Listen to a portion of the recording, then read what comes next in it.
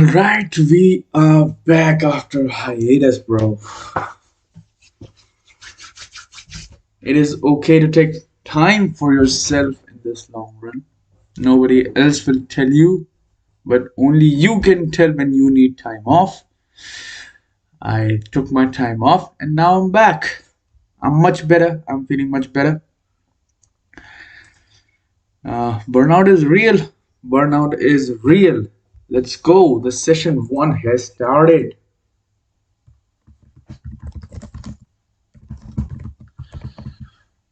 And it has started at 5:11. Let's go. Same strategy. Same strategy.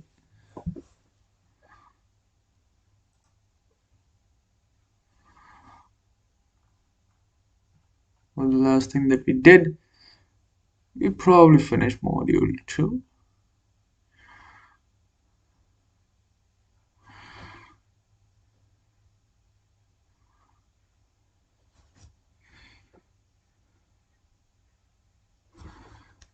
Huh. I would like that. I would like that.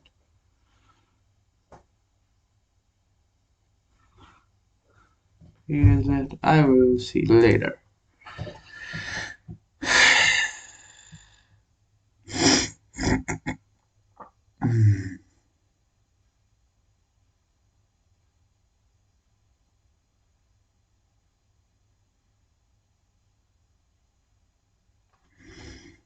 Mm, did I finish this review? I guess not. The review was not finished, I guess. The chairman of the advisory committee on minorities was Vallabhbhai Patel.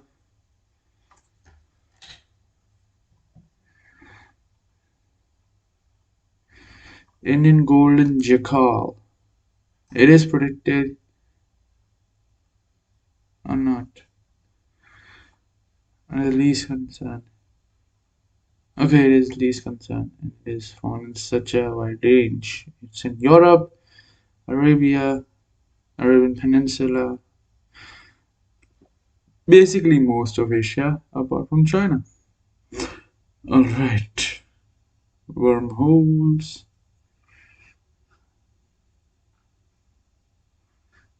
Asia Protected Areas Partnership. Okay, so I did not review this. I can tell you this much.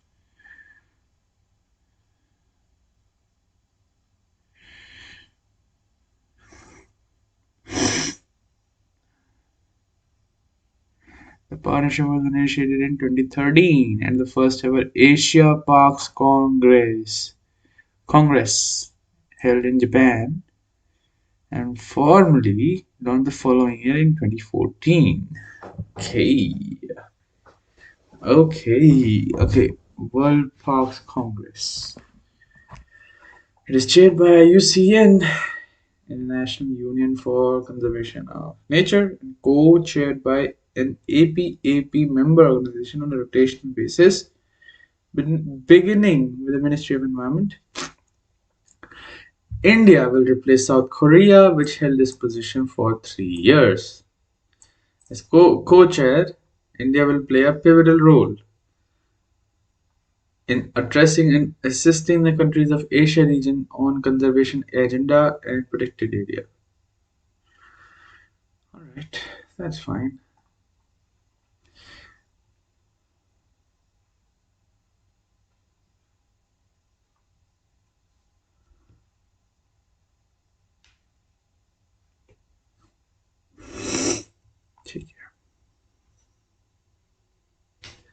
So there's something called as IUCN World Park. This is very few people knew about this. Asia Protected APAP Protected Area Partnership of Asia. APAP. This protected area is under IUCN. No. Is this under IUCN or not?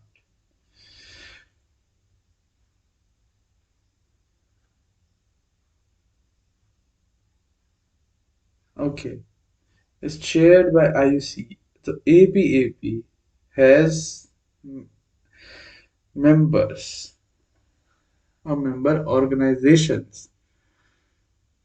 Members are generally the Ministry of Environment of countries. Right, that's fine. I understand. Treaty on Open Skies. Treaty on Open Skies allows US to spy on Russia and Russia to spy on US in regards to C.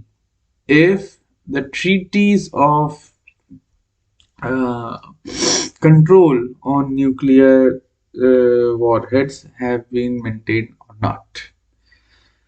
So, air surveillance is allowed to see for that. That is treaty of open skies.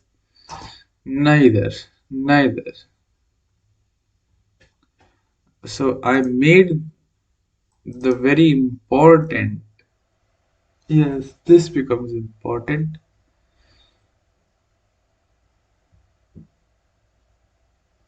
Man, why is it so slow today? I don't understand. It's really slow.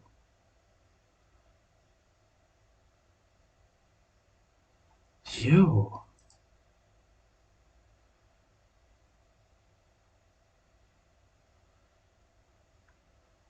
I don't know. Maybe I'm expecting too much. Anyways,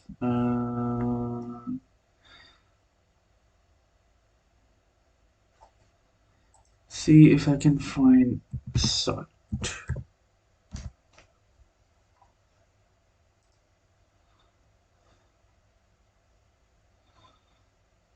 Ah, yes, we have this.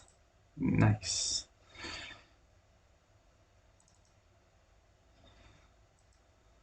All right.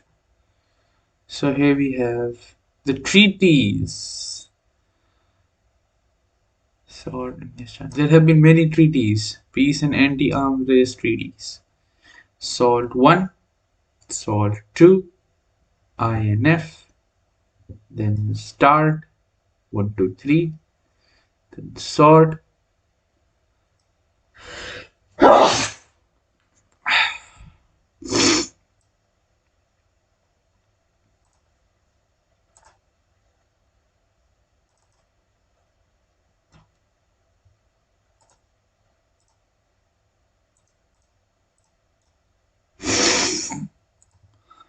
Alright, so first we will have SALT,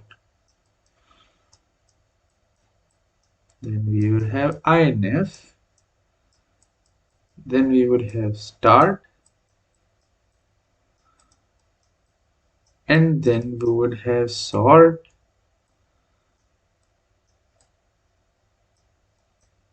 and then we would have new START.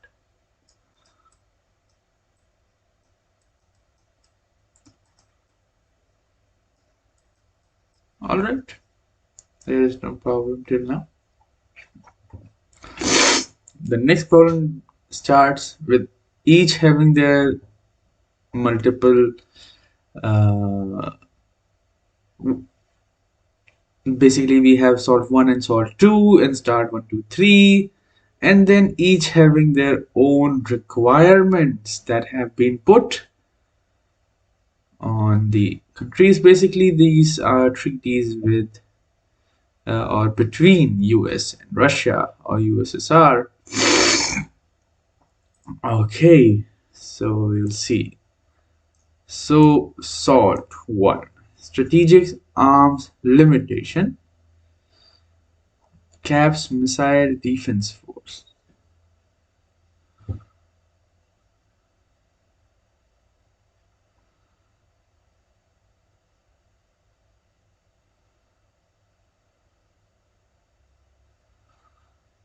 Date of signing May 1972 and status is expired.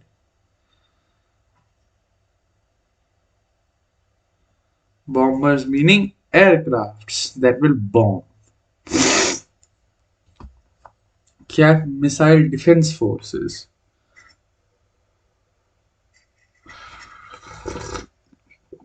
What is a missile defense force now?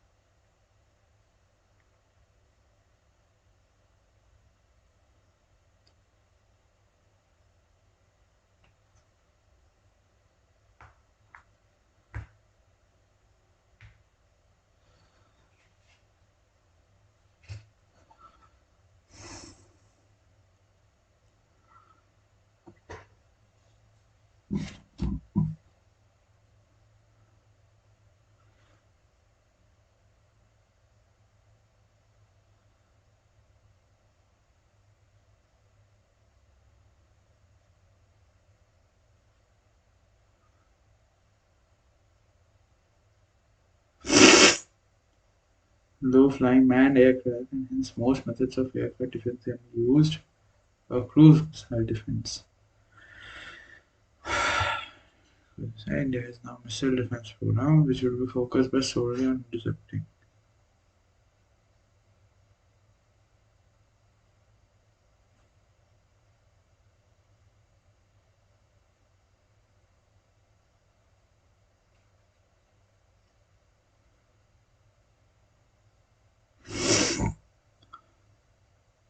Barack.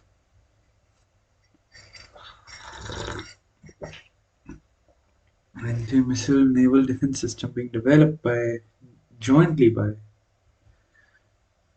Okay, this is a defense system. All right, so defense system. We have missile defense.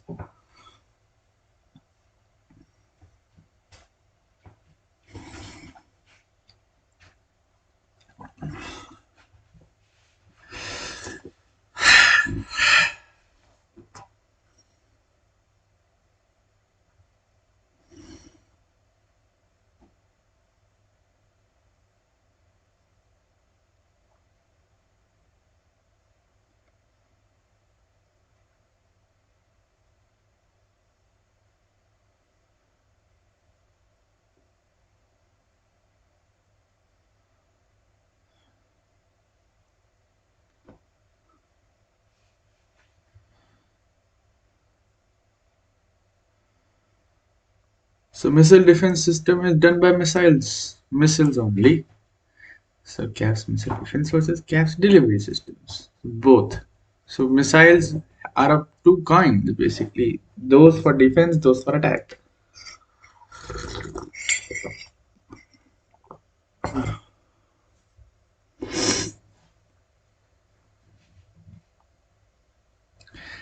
Includes anti-ballistic missile treaty. So, missile defense forces.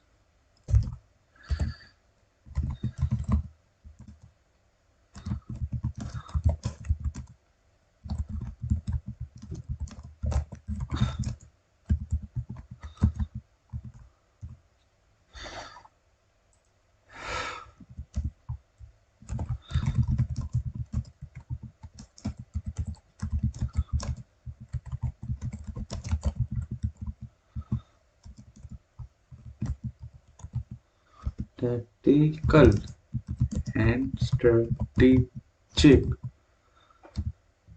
Tactical are non-nuclear and short range.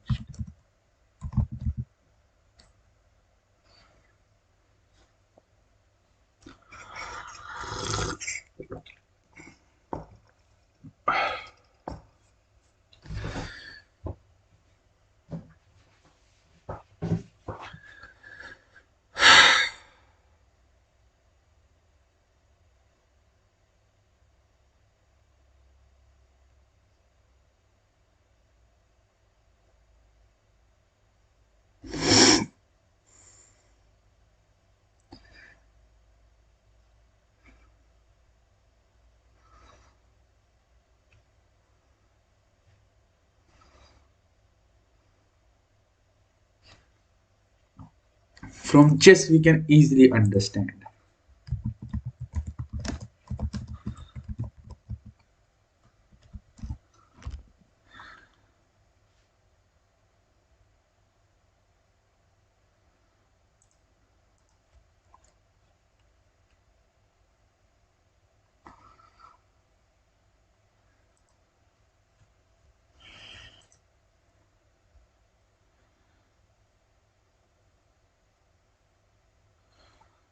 Well, the plan you choose will to a large extent reflect your understanding of the position.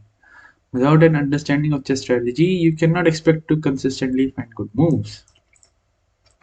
Important observation on the difference between strategy. Even though tactics are mostly known as ways to win material or give checkmate, it's important to realize that tactics are often used to help you achieve strategic objectives. Strategy is the long-term goal you hope to achieve. To reach superior position, you won't get the opportunity to demonstrate your tactical powers. That is why it's important to develop your planning skills. But even though tactics and strategy are not the same, they work in unison and that are often used to achieve strategic objectives. That you can never completely separate strategy or vice versa, although the two concepts have separate definitions. Even a player who claims no strategy and instead possesses still have an overarching strategy to those tactics, even if it's subconscious. Like there is in simply reacting to an optimal positional style play is in fact a strategy.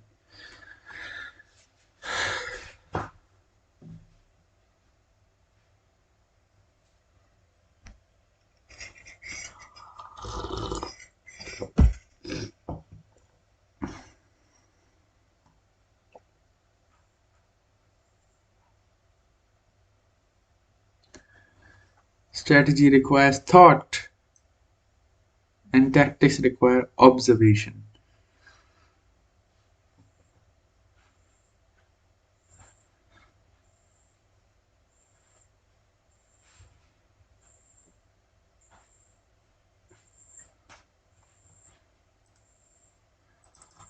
And with military,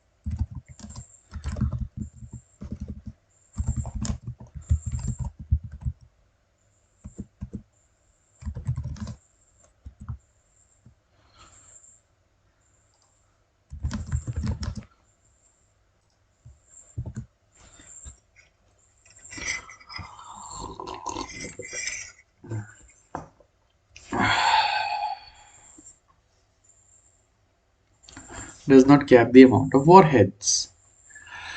SALT 2 was useless. Then we have the INF Treaty.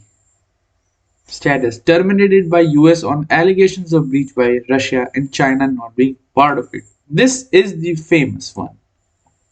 INF Treaty, Intermediate Range Nuclear Force Treaty. Elimination of ground-based missiles with ranges between 500 to 5500 kilometers. On-site inspection, multilateral. INF Treaty is not bilateral, but it is multilateral. No ground-based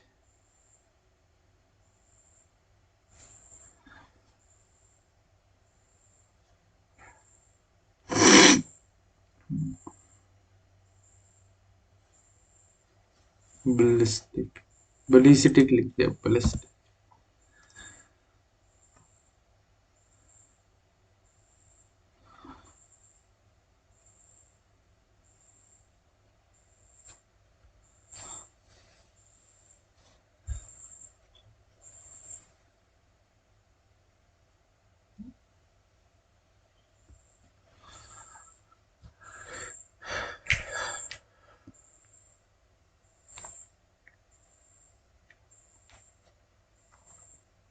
On-site inspections.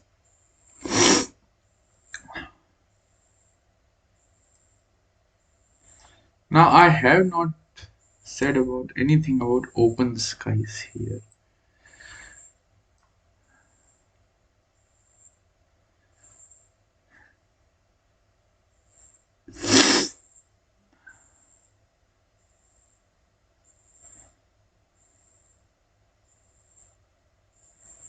MIRV, that is multiple warheads in one missile. Uh, what is the full form of MIRV?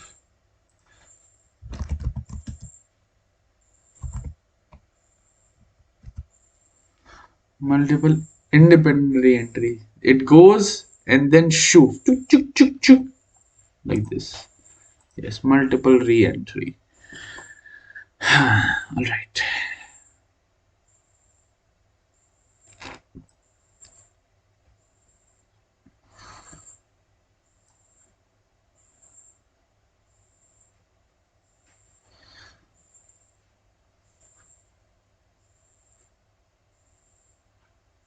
Ah, July 1991. So there is clearly, this is pre 1991. This is post 1991. Pre 1991, post 1991. So start one's main objective was to denuclearize other old members of USSR.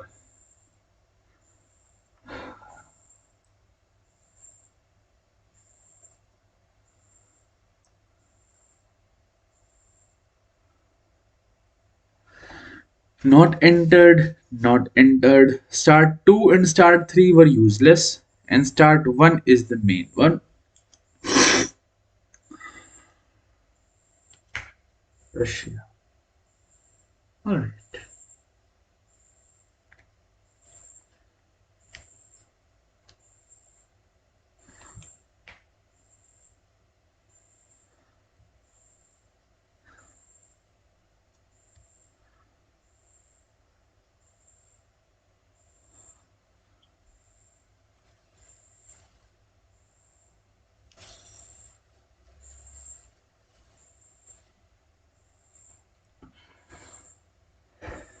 I had name on it for every day. I knew you.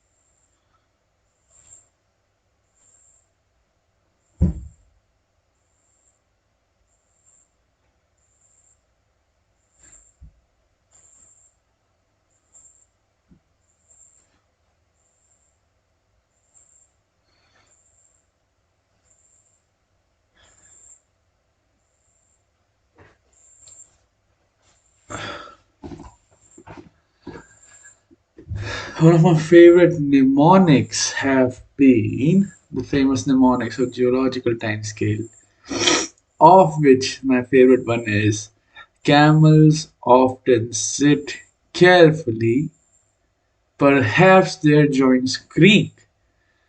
So camels means uh, Cambrian, uh, sit is Silurian, often is Ordovician,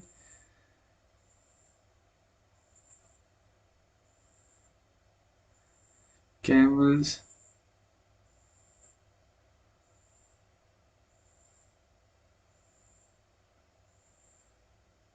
often sit carefully. So Cambrian, Ordovician, Silurian, sit down. Sorry, sit down carefully.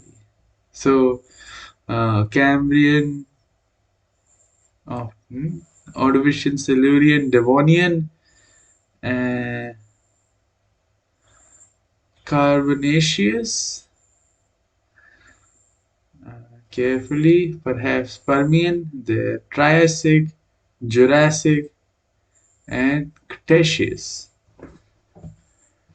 Hey, that is one thing. So that is why mnemonics have been helping me. So in that sense, you can see the order of geological time scale, right? Easy. Eons being the largest one because the Eon is the show in PBS. So that kind of thing just helps a lot. At least it helps me a lot. So it is of significant value to actually get or extract some kind of mnemonic out of some situations. This in large part helps in remembering a lot of things, or at least it helps decluttering memory, which also is very useful.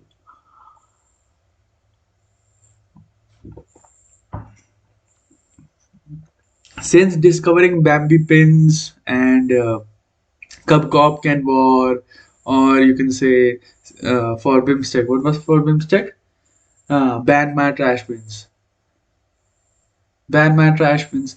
So ever since I have discovered these mnemonics, there is no chance that I will ever forget who were there in Bimsteak and who were not, who were there in Stark and who were not, and what were the important COPs. So those problems are now solved. Similarly, now a similar memory tactic was applied in your. It was not similar in mono. It was completely different, but there was a memory tactic employed when I was reading history. Right? You remember? I was talking about uh, placing memory placeholders. So like Lytton and Anand Mohan Bose and Surendranath Banerjee are sitting across the table, and on it, ICS is being discussed. So automatically, I understand. Okay, this is 1875. First of all, second of all, they are actually talking about ICS. That is the age. So that would mean that Lord Lytton was of the time of 1875. All right. Now, similarly, now Lithgow and Gandhi ji and Subhash Chandra Bose ji and Jawaharlal Nehru ji, they all are sitting across the table with Lithgow, and the question is aims. So that would simply mean that okay, 1939 and 1940 are being in question, and the aims are with respect to World War II, and all of this is there, CWC, Cavalier, and all of this. So all of this comes from that. So that is there. Now then, Curzon is there. Curzon is being Curzon sits across Bal Gangadhar Tilak and the Swadeshi movement people basically. So that is also there. So you understand. So you have placed in your memory some time frames in which you can understand what is going on just because for example you will recognize 20,000s 2000. So the idea comes from when chronology is being discussed is the idea comes from because it is very easier to understand which time scale am I talking about. So So in Indian cricket, for example, it is easier to talk in terms of players, right? So when I'm talking about Steve Waugh and Steve Waugh, we are talking about early Shane Warne's career. So I automatically am talking about early 1990s, right? Simply. So late 1980s, early 1990s. If I'm talking about West Indies, so I'm talking about late 1970s and till late 1980s, basically. Then after which, so if I'm talking about MS Dhoni, then obviously I'm talking about late 2000s and early to 2010.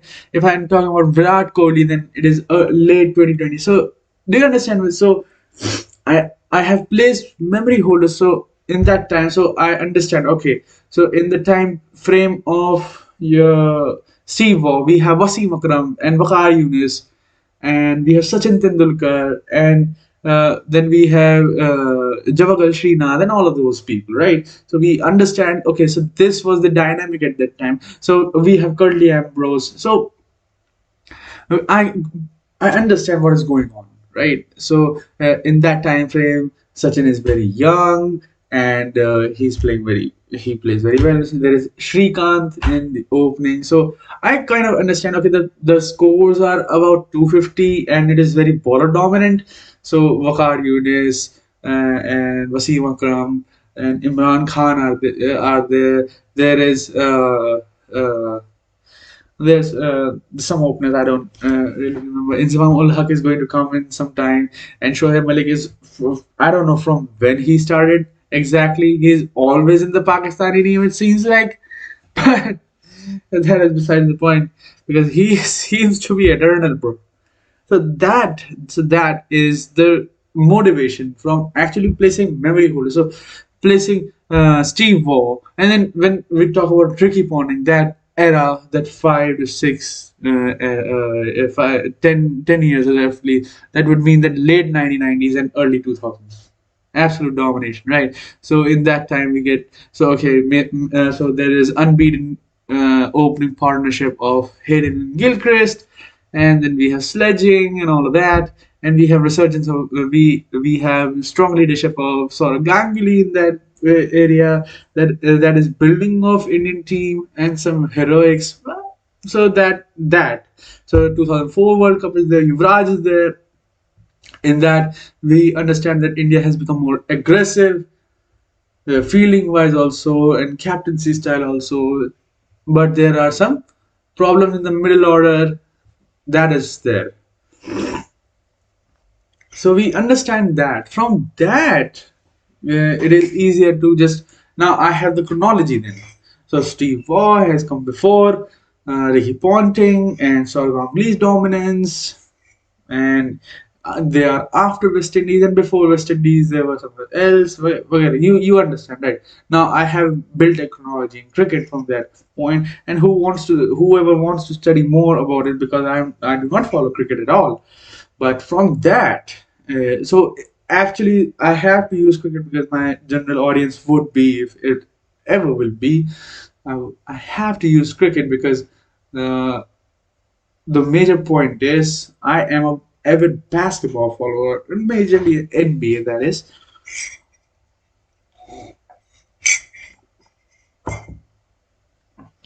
So in that, if I were to use in NBA terminology, I would be more comfortable. But cricket is okay; I can manage.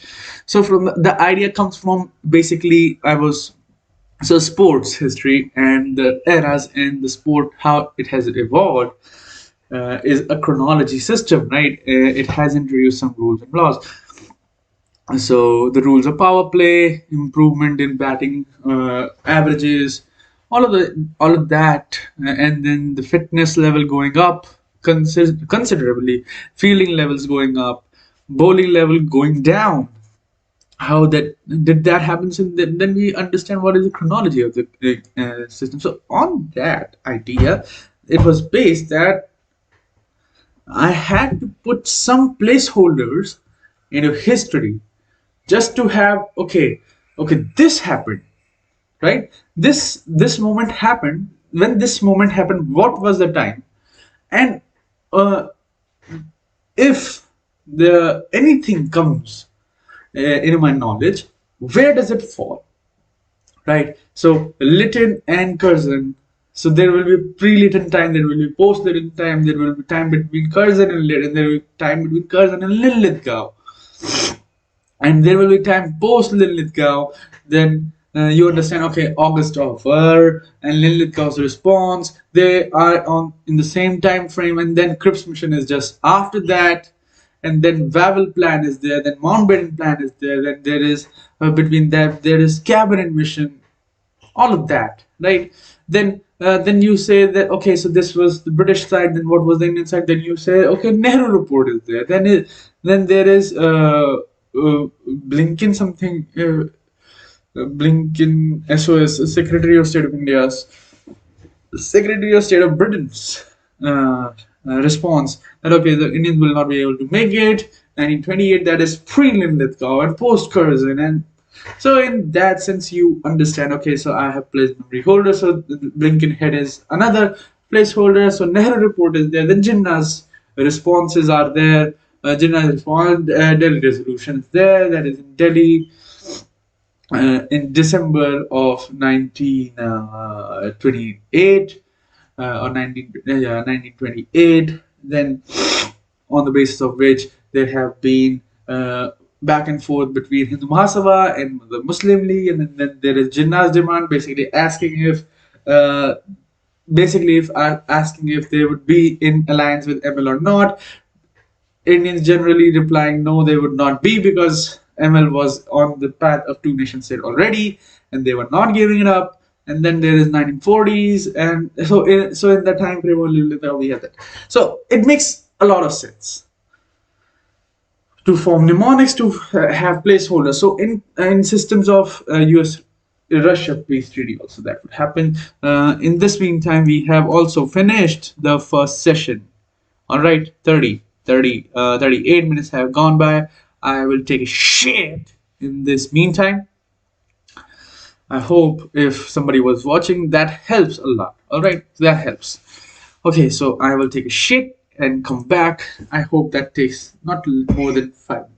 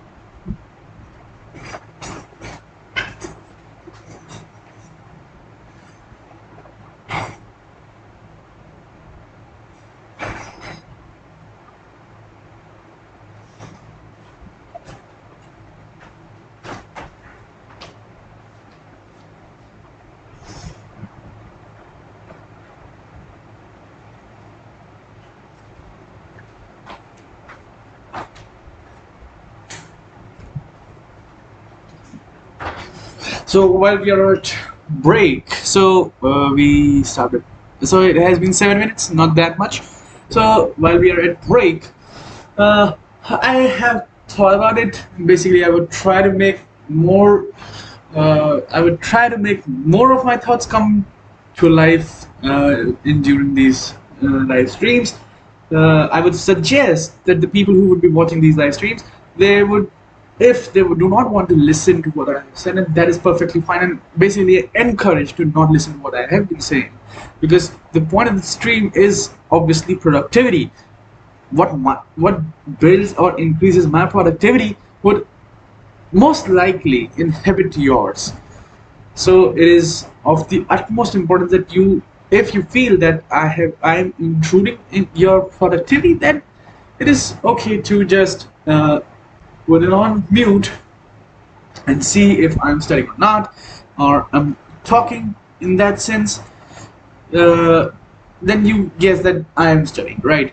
And I'm doing my work. You have to do yours in that time. And then when we have a break, then we can have a chat or something, right? So what I have decided is to put more thoughts, what I have been thinking, out loud. So one of the things that I have been struggling with is with NoFap. Basically, NoFap is brahmacharya, and brahmacharya basically means to retain as much semen as possible, right? The NoFap is just basically meaning that you cannot ejaculate or masturbate or even watch porn.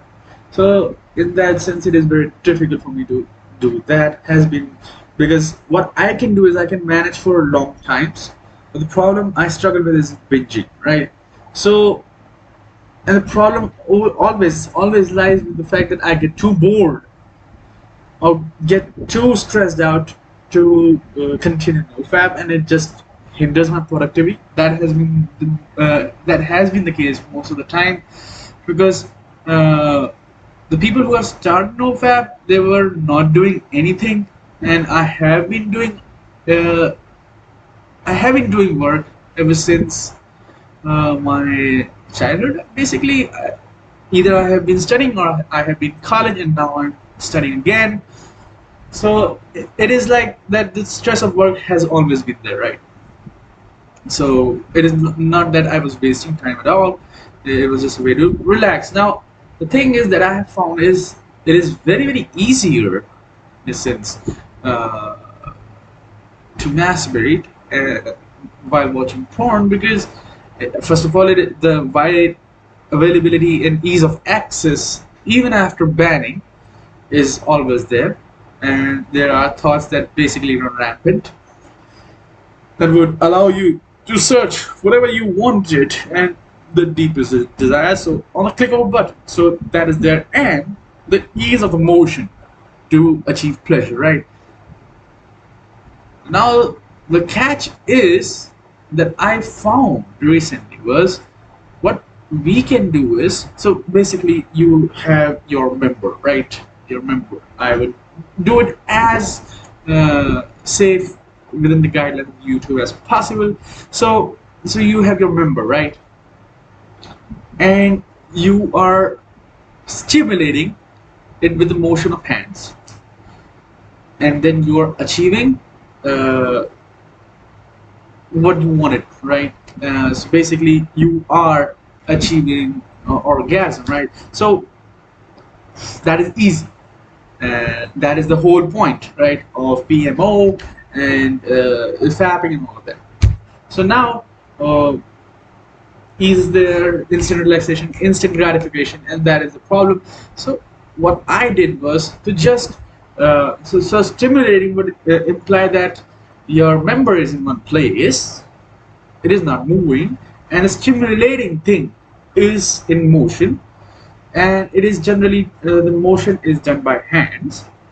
So that makes that only you have to move the stimulant, that in many cases is hand.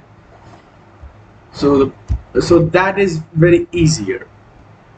But to move your member, if as we have to do in real life, or when we are engaging in those kind of activities, that would require the movement of the member, and for the movement of the member you have to move your whole body into different positions, and that requires different muscle groups, and that is a whole workout in itself if you're doing it correctly and enthusiastically and whatnot, right? So it is a whole lot of work. So just we will be getting back to work. Just I have to put it out there, right? So what I have been in the last couple of days have been trying to devise a way in which it would be possible for me without any use of any partner, because that is way too much work. I cannot bother with that at this point. I got a lot of work to do and too little time, so I cannot dabble in that sort of thing, because that takes a whole lot of dedication that I do not want at this point in time. Anyways, so in that sense, what I have been trying to do is devise a method, because at the end of the day, what you have to do is basically move your body. So what I have been doing is trying to move my member with my body and keeping the stimulant in place with a relative motion being maintained to achieve what we want to achieve, and that is quote unquote arrival. That is what we want to achieve. To make that happen, I have been trying to incorporate body motions, which would be very similar to when we would be doing the act, quote unquote the act. So what I have found recently is that it is first of all difficult to maintain the motion for a long period of time, as it would be much more easier if we were just moving the stimulant.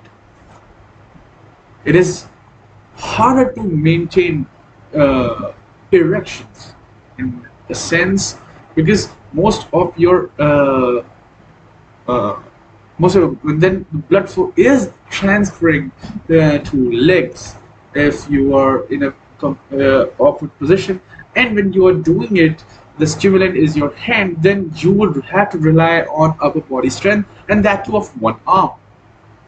Generally, you would have to use your imagination. I would not do anything for you, because I'm still trying to do. So what it takes is, so the first thing that I realized, that it is more stimulating. It is more stimulating, and it is more stimulating the fact that the arrival, quote unquote, is much more satisfying and gratifying. So there is that. That is very important. That is very important, just due to the fact that whole process revolves around that gratification portion.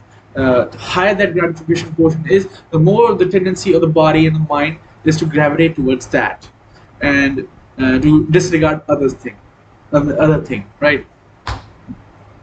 But it takes a lot of energy as compared to your the movement of stimulant. So there is a doubt in place that, do I have the energy? Maybe not, and that may discourage you from actually fapping, right? Because at the end of the day, because I have experienced that, okay, fapping is not that stimulating as compared to moving your body and stimulating and keeping the stimulant in place. So that's that. I don't want that. I want this, but this requires a lot more energy now. So I would like, okay, so now the problem is, I have not experimented with the level of horniness, for example, to actually see what that affects. Is thought of energy consumption that high? That we will see. So that was there. So basically, I just reversed that position. So the session 2 has started.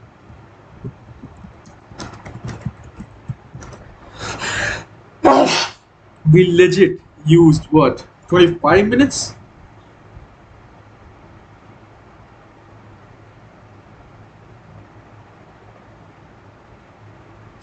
No. More like 15. Yeah. But that was something that I had on my mind. Alright. Now, so we were trying to just do it forever. So like, we have done SARC and BIMSTEC. I would like to just finish with this, but still, Open Skies Treaty is not here. So, Treaty of Open Skies, if I were to see, let's see the article in itself.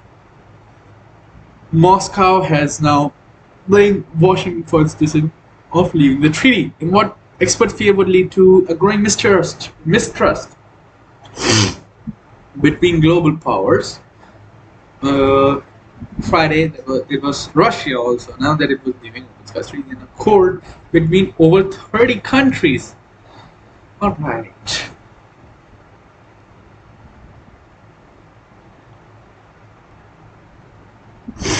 This is also an interesting read, the Haqqanis. I will read definitely after this. What is the Open Skies Treaty? First proposed in 1955 by former US President Dwight Eisenhower as a means to de-escalate tension during the Cold War. The landmark treaty was eventually signed between NATO and Warsaw. It went into effect in 2002.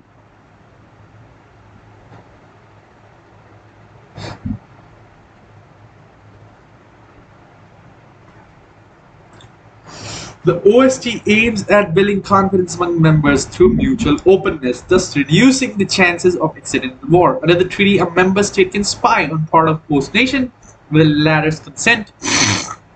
A country can undertake aerial imaging of the host state after giving notice 72 hours before and sharing its exact flight path 24 hours before the information gathered, such as on troops. So basically, you can undertake aerial imaging over the host state after giving notice 72 hours before. So it's not discreet. That is, there's no spying, because out of notice spying is not allowed. The information gathered, such as troop movements, military exercises, and missile deployment, has to be shared with all member states. Only approved imaging equipment is permitted on the surveillance flight, and officials from the host state can also stay on board throughout the planned journey. So why did US leave Open Skies Treaty? While it was envisaged as a key arms control agreement, many in Washington have, for over a decade, accused Russia of non-compliance with the OSCE protocols, blaming Moscow of restricting surveillance flights on its territory, while misusing its own missions for gathering tactical data.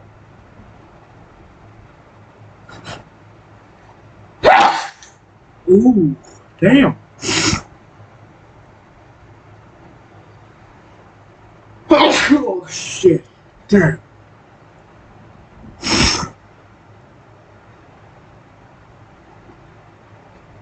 As per a report in the New York Times, US President Donald Trump was also unhappy that a Russian reconnaissance flew over his golf course in New Jersey State in 2017. In May 2020, the Trump administration announced its intention of withdrawing from OSCE, accusing Russia of flagrantly and continuously violating the treaty in various ways for years, and left in November that year. Why did Russia leave the US? Leave after the US? A contentious issue regarding Russia's compliance with the OSCE was its alleged reluctance to allow flights over Kaliningrad. It's exclaimed in Eastern Europe that sits between NATO allies Lithuania and Poland. Lithuania is the low, right? Lithuania and Poland. Russia defended its position by saying that the restrictions were permissible under treaty rules, and gave the example of US imposing civil limits on flight over Alaska. After the US left the OST, Russia sought assurance from NATO allies who continued to remain in the treaty that they would not transfer data collected by their flights to Washington. In a statement, Russia said that these requests were not backed by NATO members, prompting it to leave the treaty. Significance of the Open Skies Treaty.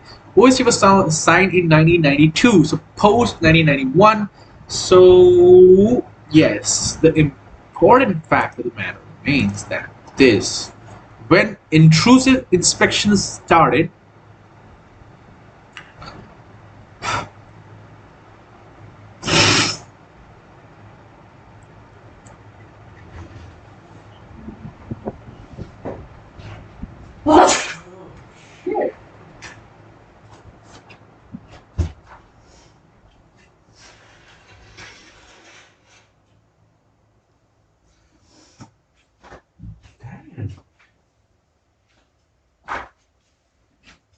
may have caught a cold, man.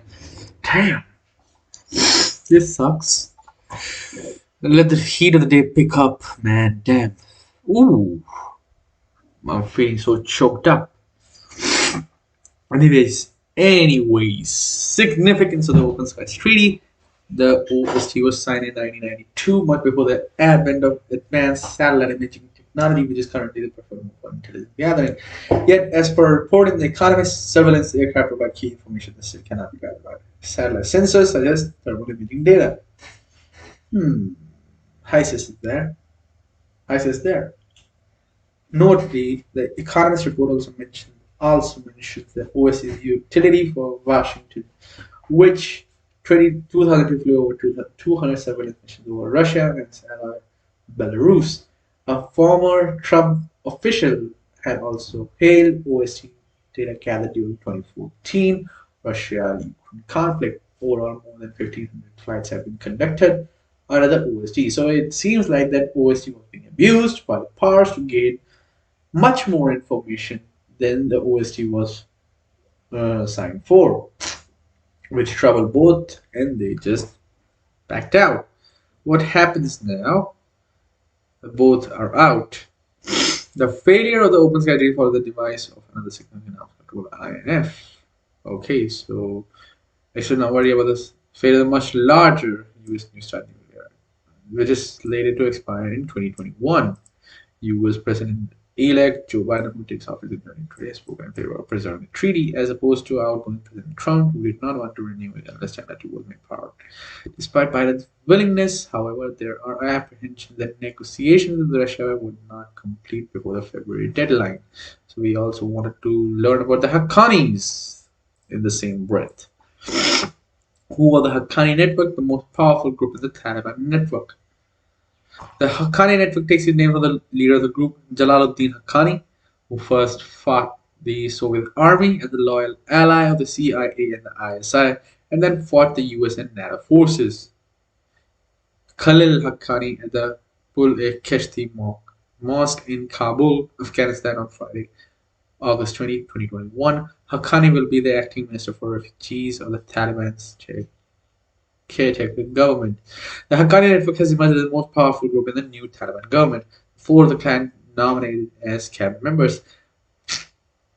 The Haqqani network takes its name from the leader of the group, Jalaluddin Haqqani. But the Haqqani is not the prime minister. It is who is the prime minister?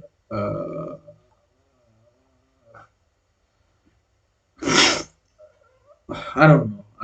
I know, but I cannot remember.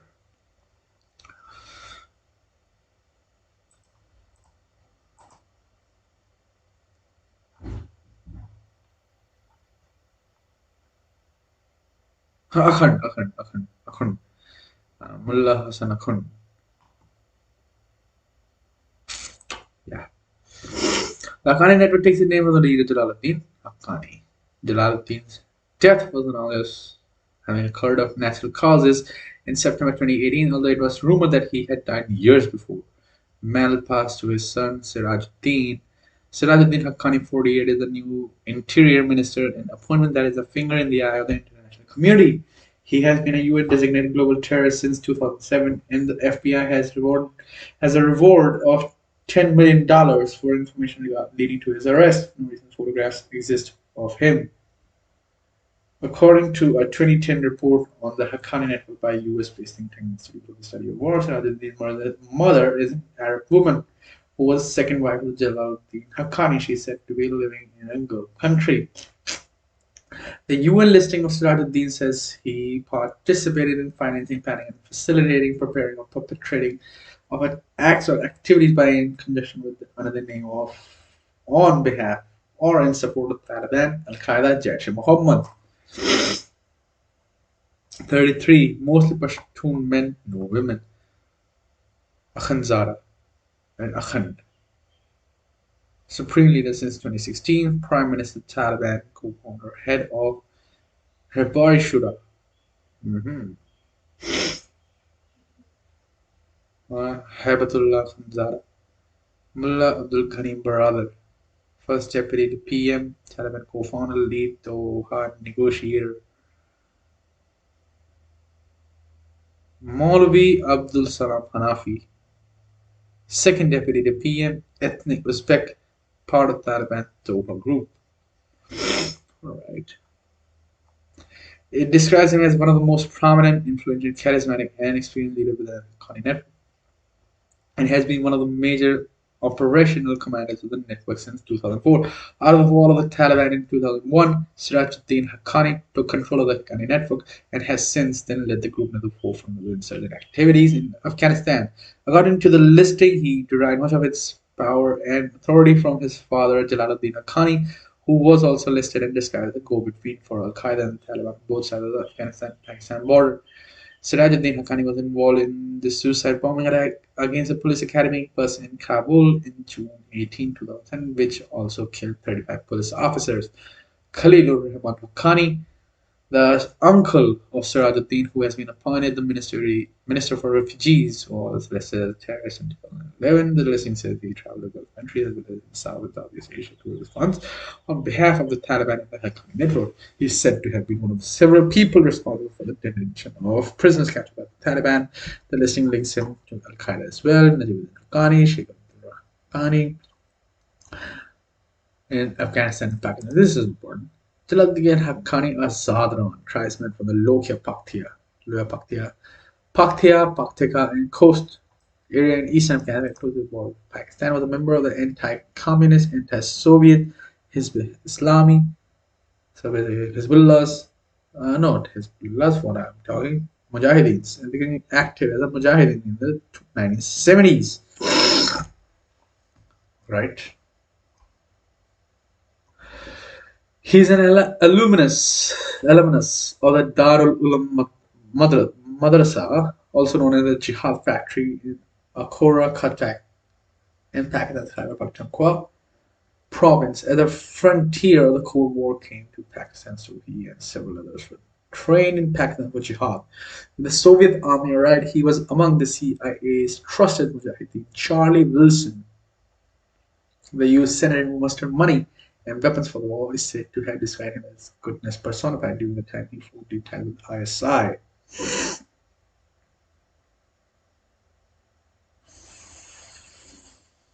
Alright. Jalaluddin Haqqani was at good terms with CIA. At the time, Soviet was invading from a base in North Waziristan.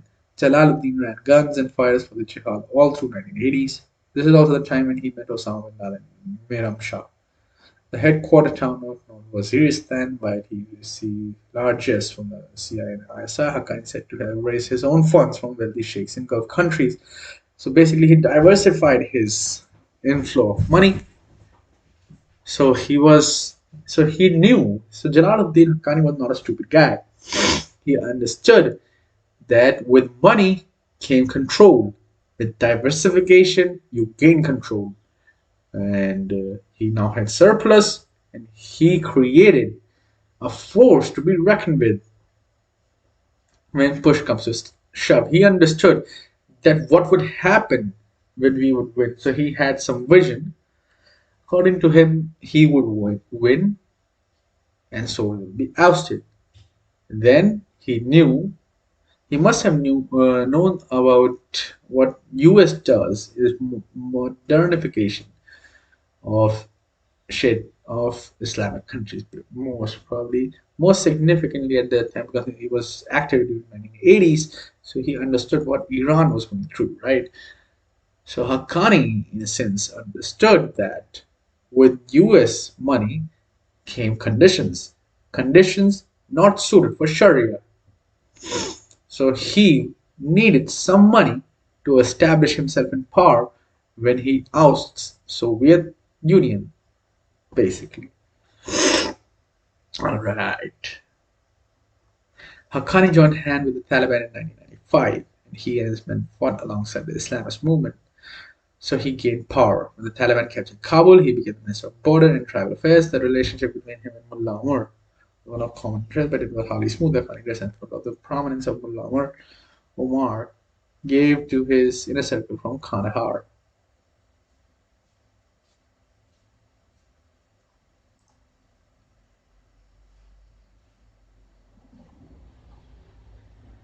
So there are two powers.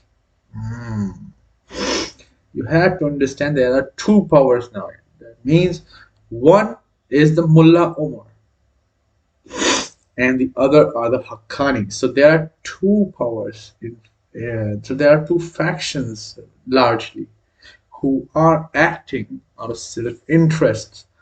Who can be acting out of self-interest? That is interesting to know.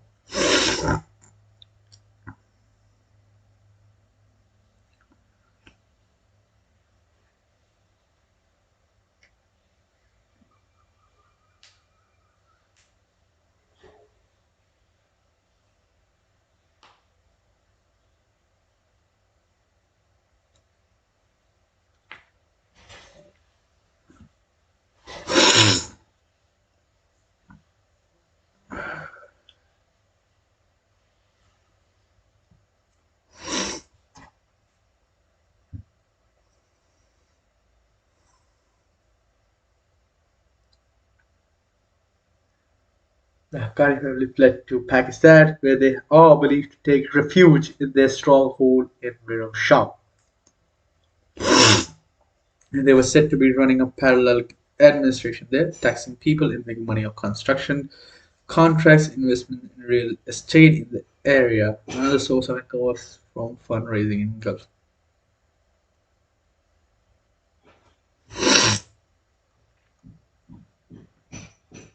So it's a very, very large.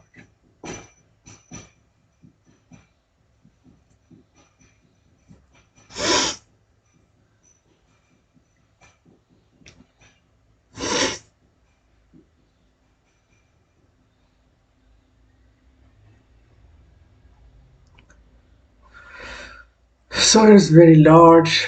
I just tumbled. So Open Skies 3 is completely different. So, alright.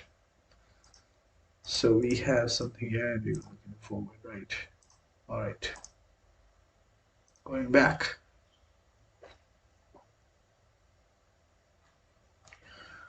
So the Golden Chacal.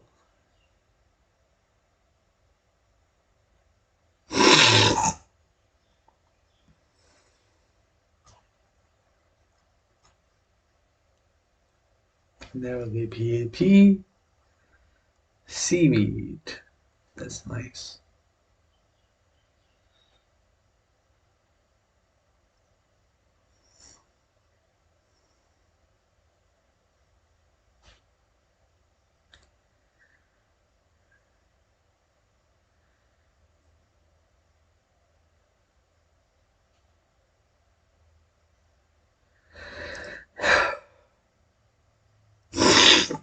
This is seaweed. Looks so disgusting, bro.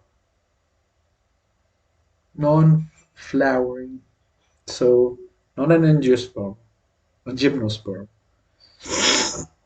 The roots, stems, and leaves play a major role in marine ecosystems. The thousands of species of these organisms that vary vastly in size, shape, and color provide habitat for marine life forms and protect them from threats from dense underwater forests known as kelp forests, which act as underwater nurseries for fish, snails, and sea urchins.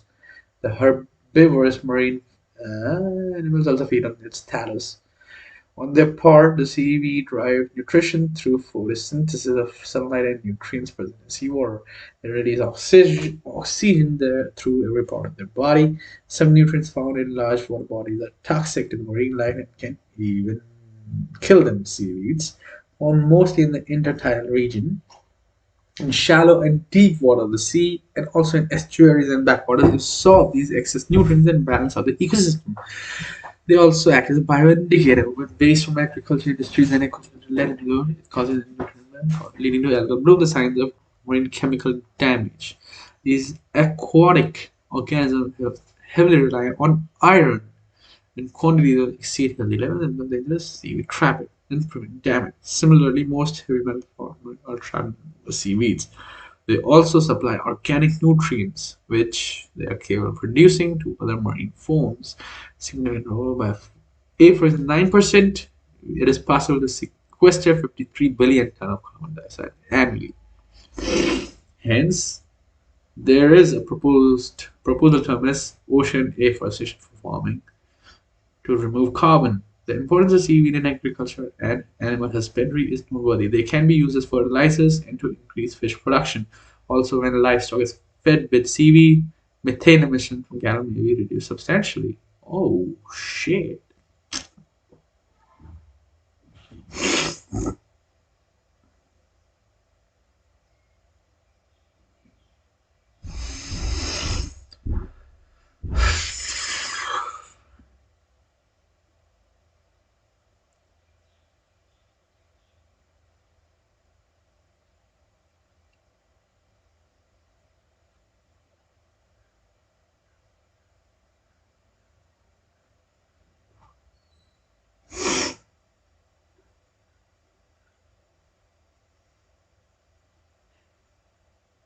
That is so interesting. And that has so many. Oh my god. This is epic. The methane emission will can be reduced substantially, and that can be the question that can be asked, right? Seaweeds. All right, good for you. Man, imagine. So the argument against the people who eat red meat is the fact of the matter that it has large environmental impact. It cannot be denied. That cannot be denied because at the end of the day, to maintain a certain amount of livestock, you have to produce certain amount of fodder, which could have been replaced. Those fodder crops could have been replaced by crops that are uh, nutritionally beneficial for humans. Number one. Number two, these animals, the species in which they live, could have been used for agriculture again in a sense. So basically, the livestock not only occupy the area where they live, and they also occupy the area in which their feed is generated. Because livestock at such a large scale requires a large scale fodder production. All right, and not only do they guzzle water as compared to crops, they also produce a lot of methane. So these are all facts.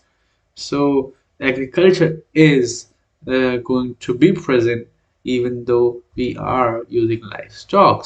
So in a sense, if some so that argument is unequivocally, absolutely bulletproof that there is more environmental, significantly more environmental damage of livestock as compared to agriculture, which in itself is a very huge damage to the environment, and that has to be factored in.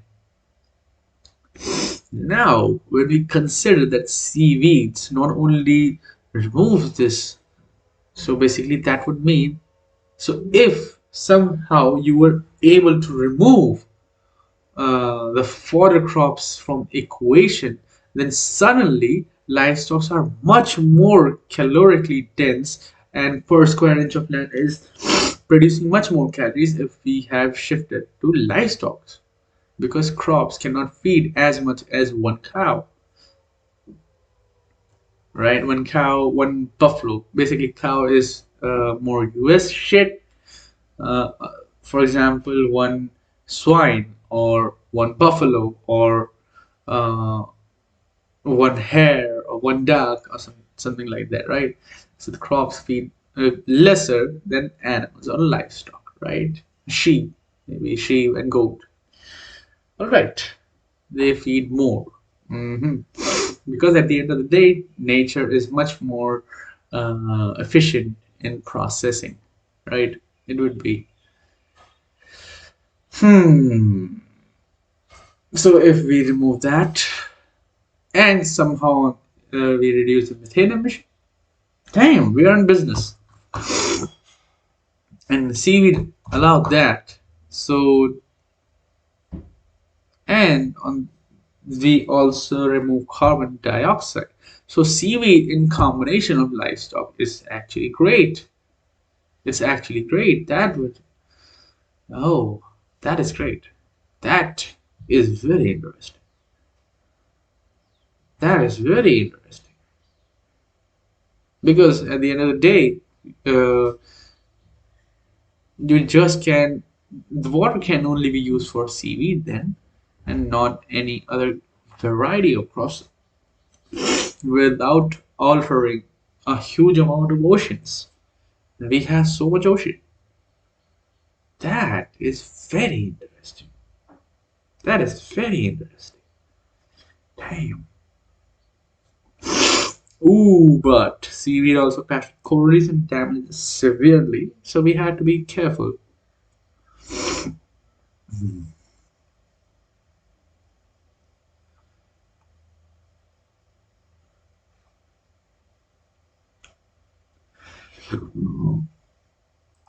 So seaweed is nice. Seaweed is nice. Alright. That is very good. Alright. Agriculture accounts for majority of nitrous oxide emissions in India. Oh, so we have actually finished session 2 as well. Let's play some chess in the meantime. So I was thinking that yeah, the problem with 3 minutes is that it takes lot longer. It takes 6 minutes exact. Fuck.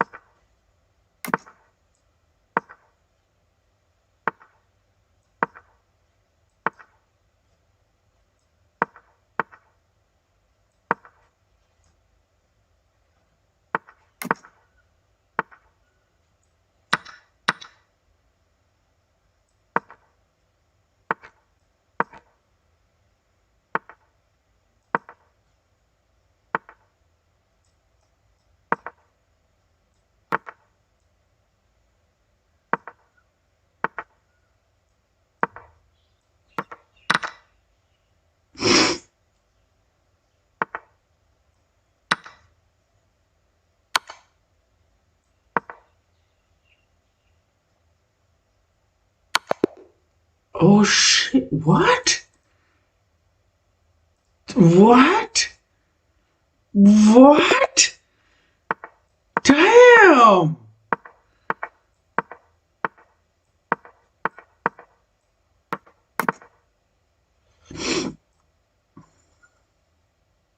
Oh shit! Yeah, I have protection.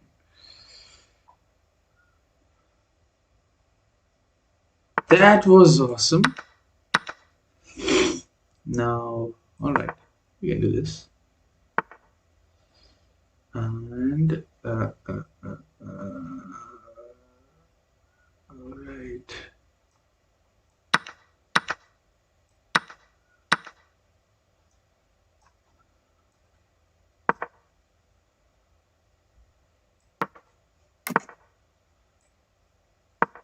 Oh shit. Damn. I'm dead. I'm dead, bro. What the fuck am I doing?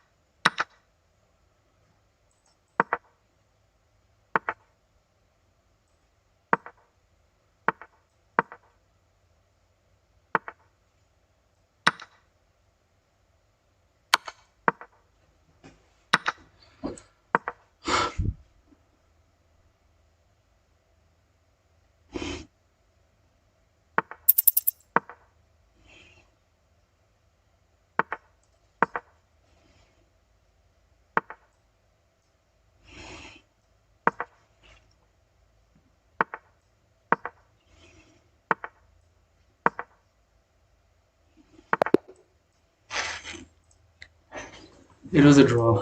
At the end, we find a draw.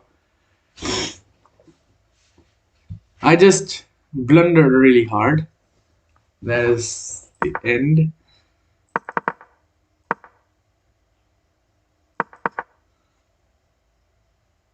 Oh, it was so good for me.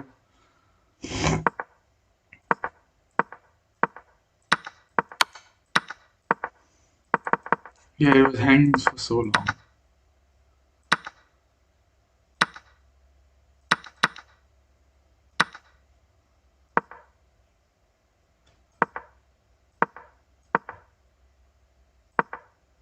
Yeah, right here. Should have taken it. Anyways, all right. So we have the session 3.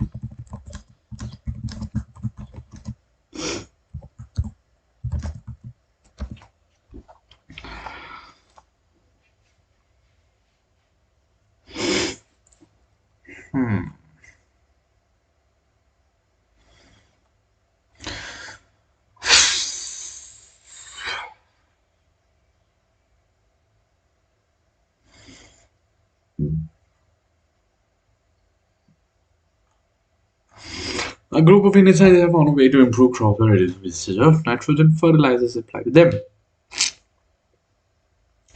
They were able to identify phenotypes of visible identifier features that determine the efficiency with which cultivated rice varieties cultivars use nitrogen. This efficiency is known as nitrogen use efficiency of a cultivar, that is, cultivated rice variety. The group, led by Endogram of Guru Gobind Singh, Indraprasth University, Delhi, also identified genes associated with identifiable features that can improve crops further. Alright, I need this shit right now. The research involving interdisciplinary research in biotechnology, crop psychology, physiology, agronomy, soil science, statistics, and bioinformatics. Wait a minute. Damn, it's too bright. Yep. A little bit more. No. Crops generally use 30% of nitrogen fertilizers applied. The rest seeps into the environment, harming health and adding to climate change. Agriculture leads to 70% of the Indian nitrous oxide emissions. So across the nitrogen use efficiency is approximately 30%. Alright, 77% of this contributed by urea, according to the Indian nitrogen assessment published in 2017. This greenhouse gas is 300 times more potent than carbon dioxide. It has replacement the second largest component of GHG emission from Indian agriculture in the past 15 years. Alright, cereal consume over 69% of 69% of nitrogen fertilizers in India. Rice tops the list with 37%, followed by wheat. Scientists group compared 3 each of high and low NUE, whereas cultivars with normal or low doses of fertilizer like nitrate and urea as a sole nitrogen source. Nitrogen use efficient cultivars tend to germinate and flower slowly. They found such varieties grow tall and deep and have a higher biomass and take longer for harvest, but they yield more on relatively less nitrogen. Oh, man. Although it's a good find, which would be built up further, but as it stands currently, the main aim of any farmer is to just shorten the harvest period as soon as possible. So basically the crop grows. If it grows as fast as possible, that is the best for farmer because he wants to earn more money, and that he would gain if he were able to crop or well, he was able to sow more crops or basically utilize more seasons for cropping, right? So more yield, that is. We also, if you remember, if you were watching the previous stream, we had analyzed PM Kusum.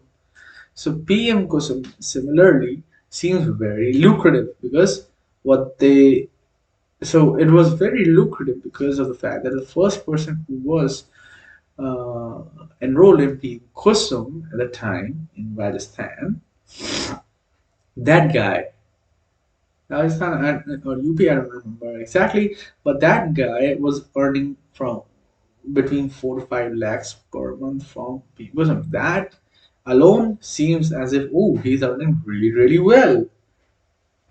But the fact of the matter is that the capital required to actually install those solar panels to the component A of the Kusum are really costly. His whole project was about 3.8 to 4 crores. And when I factored in the amount at which the loans were given, it turns out that 4 to 5 lakh is not enough. The lease is for 25 years. The contract is for 25 years. Lease contract is for 25 years. He would be able to get it, but it was competing with this FD, fixed deposit return rates. Very comparable. A little bit more than that. In a 25 period, that is not that much. Even if the interest rates given were very good. So the problem was that interest rate, if the interest rate would go high, even by 1 to 2% in 25 years, they amount to a lot. And that was the problem with the project. Similar to this, I find similar to that, I find this that okay, you increase yield, but by how much? Is the extended period of time more uh, damaging, or is the reward of more yield is better? The group also reported 34 genes associated with NEE. This is more important that they can now genetically modify those crops that have lower time of harvest and a higher NUE. They evaluated 25 phenotypes for their nitrogen response using 4 different application elements. Many scientists described one or two visible or phenotypic features that change in the plant in response to nitrogen fertilizer, but nobody experimentally distinguished end responses from NUE. Crop improvement mostly focuses on reducing crop duration and biomass to maximum output. He added, "Our indicates that unless science brings NUE trace together with yield, we may be gaining yield at the cost of NUE. We also need to worry." Oh, this is very important. So all of this. So the next paragraph makes all of the sense, and it makes all the sense because we analyze the previous one. NUE alone is nothing, and biomass alone is nothing, because if more fertilizer is being used to produce more yield, that is not good, because at the end of the day, the fertilizers are costing much more because there is subsidy given. You can simply see, if no subsidy was given, more fertilizers would not be a good choice. That is the problem right here. So fertilizers are very important, not only in the sense of improving the income of the farmers, but also to reduce the subsidy load of the government. So a very important research in this regard. India was the first country to study 25 phenotypic features in any crop, comparing different cultivars, nitrogen form, and doses. The first author of the research paper. We found that only 20 of them respond, only 8 actually account for NUE. The findings in rice will be relevant for more cereals as well as other crops and need to be validated. The statistical and bioinformatic tools used can also be used for difficult crop traits. Okay, so great.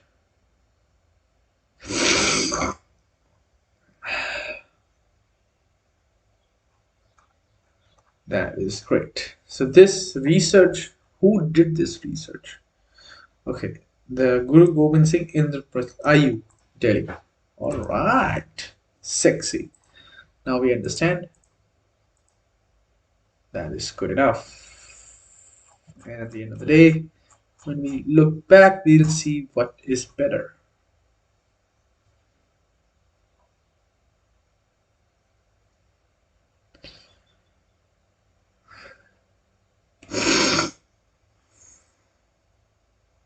Now, adaptation gap report, global risk report. I definitely knew that global innovation index was by WIPO. And global risk report is by WEF, and adaptation gap report is by UNEP. It's fine, you know. So I have read, but I missed some things, right? Producer support estimate is primarily associated with which of the following? Producer support, that means that how much subsidy is going to the producers. That is it. OECD. CNG and CVG are same. Martial art, I don't give a fuck. Blockchain, very large scale in ICs. Integrated circuits, basically short transistor combining by VLSI technology. So you're reading this, I guess.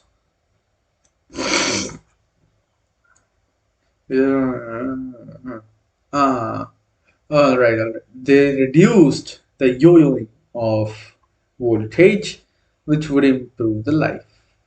All right.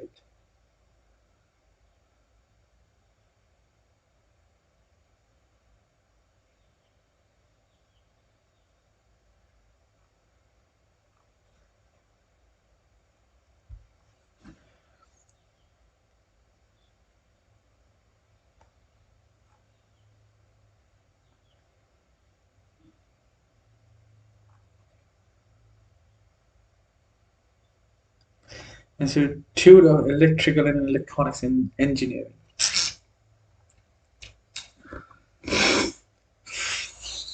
The research was funded by Mady.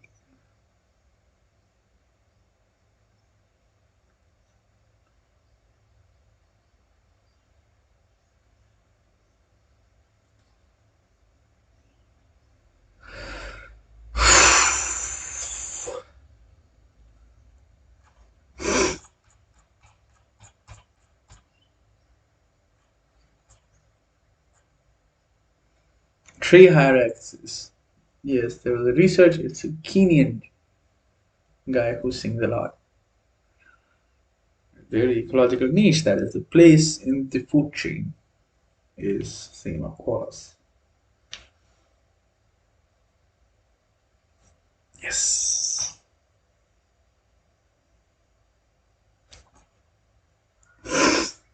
Monsoon breaks. We understood it. Ebola is a river. Very worse. Very worse who don't have runners.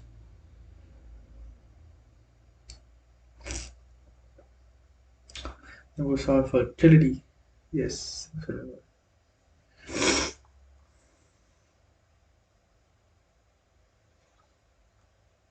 But this was easy.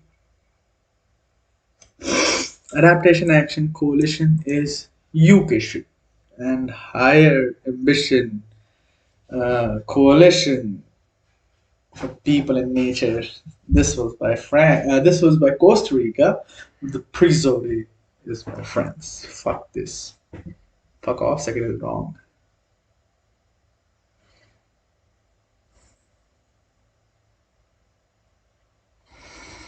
Only adaptation shit. Right. Yeah. By IMF, no. The World Economic Situation and Prospect. Global Prospect Report by World Bank. This is by UN DESA.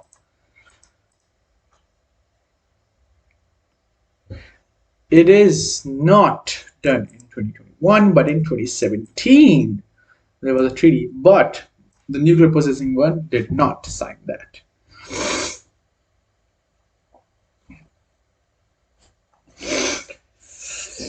Ah, yes. Central bank digital currencies. It is simple. Rupee. Born Fucking Borneo and Brunei, I got confused. And East Timor, actually, more likely. Indonesia is full of many islands. Sumatra, Java, Borneo, Celebes, and the Guinea Island, I guess. And there are many more archipelagos as well. Celebes Sea, yes. Java Sea, and Banda Sea, Philippine Sea. Philippine Sea is on the right of Philippines, so on top between that. Now the Java Sea, Celebes Sea, that makes sense because Borneo and Celebes are like this, and in the middle is the Celebes Sea. That makes sense.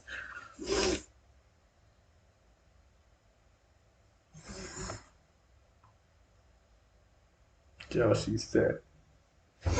Now Banda Sea is just right of Celebes. This is Celebes.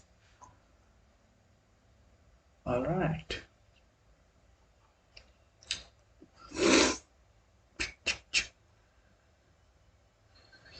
National Institute of Public Health. So this was interesting. So Ashok Mehta or something, Ashok Lahiri. Oh,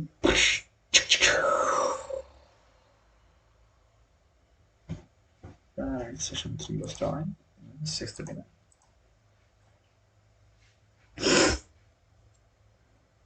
I feel kind of sick though.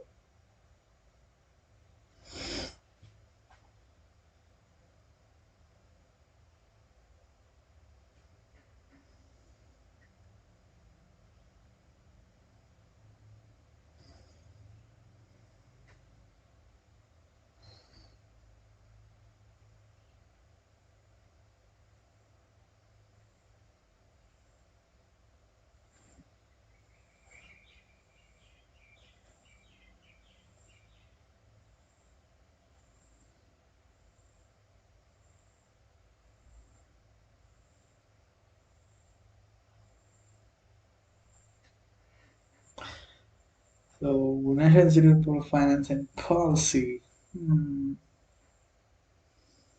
So it was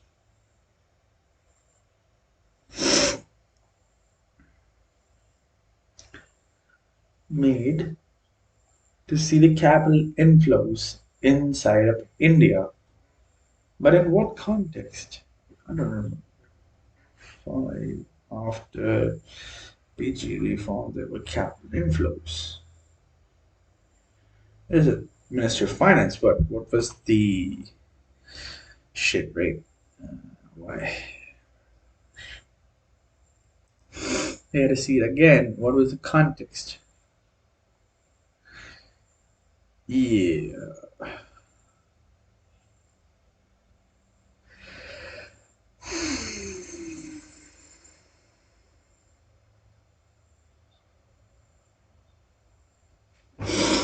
The foresight plan evident in the scheme's guidelines signal the MSDE's thoughtful approach. The phase 3.0. Oh, yes. So we looked into Kaushal Vikas Yojana. What was the difference between phase 1, phase 2, and phase 3? All of which provided skill, basically.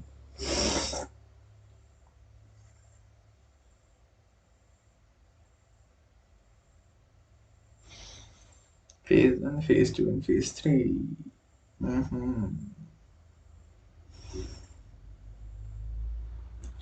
Yes. The phase 1 provided short term training so that apprenticeship can be done. Phase 2 and some shit in phase 3. Some shit. Alright. So I have to look it again. Look it up again.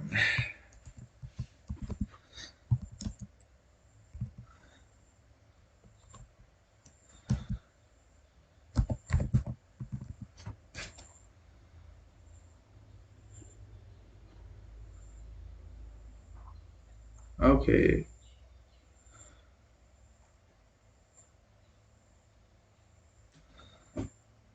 Remove this phase term because period should come up.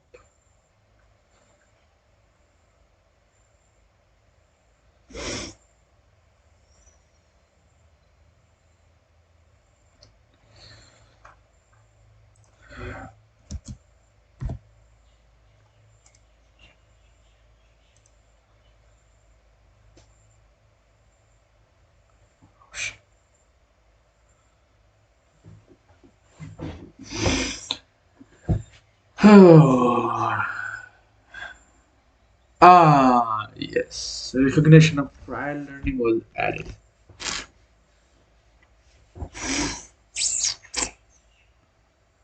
Alright.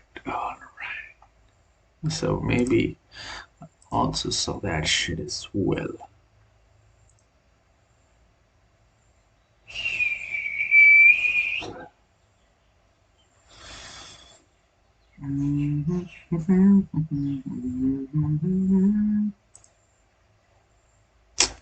No.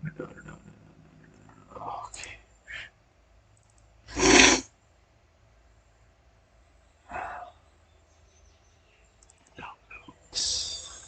Downloads. We have it in downloads.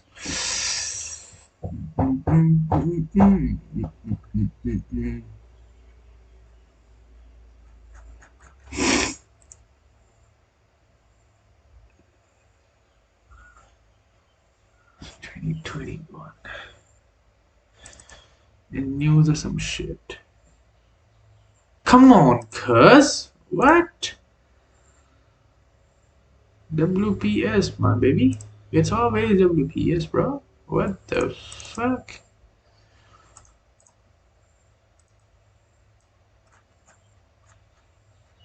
Oh, no, not this one.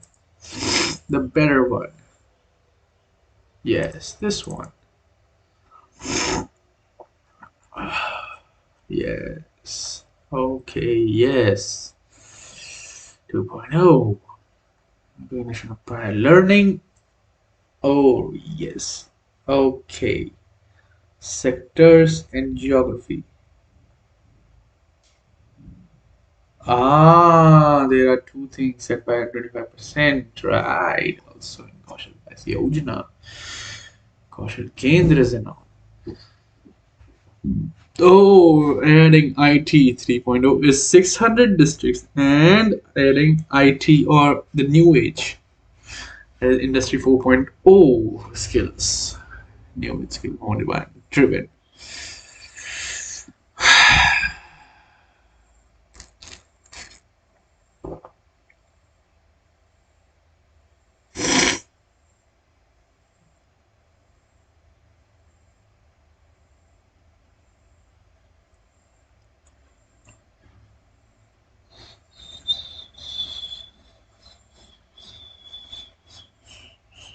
Only short term learning, then recognition prior and sectors, and then 3.0 600 districts, more 600 skills, more skills to train in, and industry 4.0 skills as well. And that is all right. Okay, so we got that. Ooh.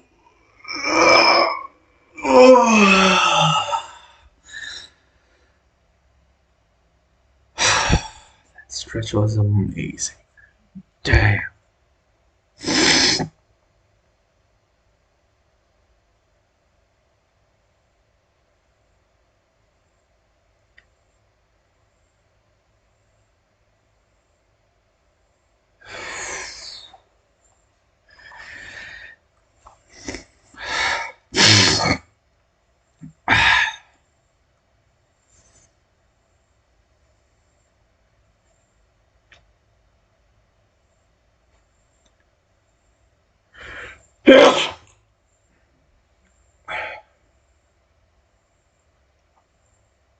Okay, just because.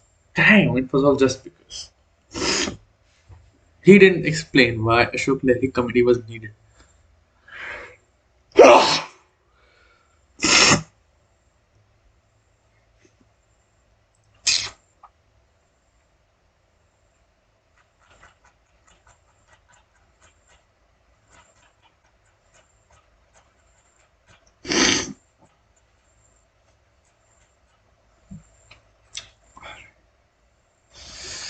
CTC. So one of the first things that I learned last time was that the first was not charitable. First was disarmament, which makes sense after Hiroshima and Nagasaki. That is the first committee.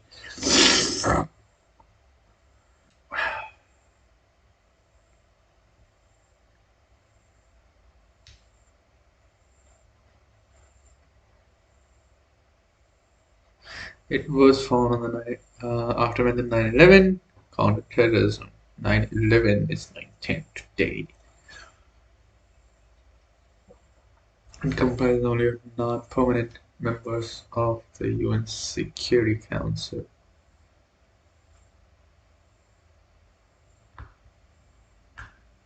Kenya had led it during its last stint as a non-permanent member of the UN Security Council during 2011-12.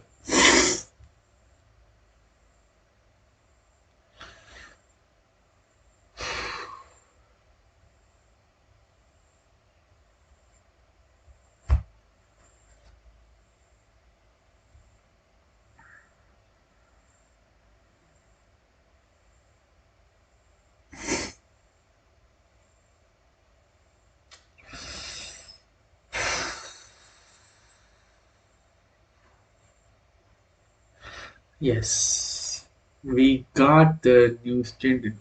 Wait, I don't know. Sharing it in 2022. Okay, all 15. Okay, yes. 5, 10, 10, 2, 2. And see from everywhere. Alright, yes, that makes sense. Alright, that is all. Yes, yes, yes.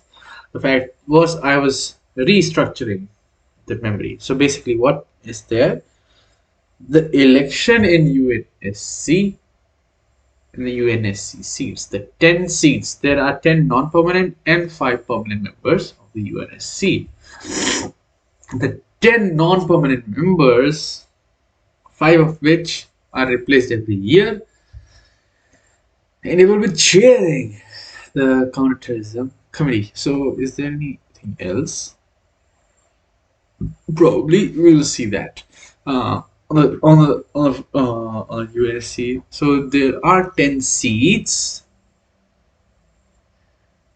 and it is like there are 2 seats for Western Europe and other countries, 1 seat for Eastern Europe. Then there are 5 seats. So 1, 2, 3, 5, 8, 5 seats for Asia and Africa.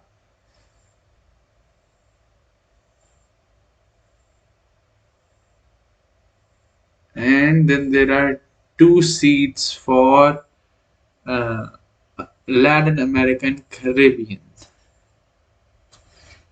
This is 10 seats total, out of which 3 for Africa, 2 for Asia, in which they make sure that 1 Arab country is there by informal agreement.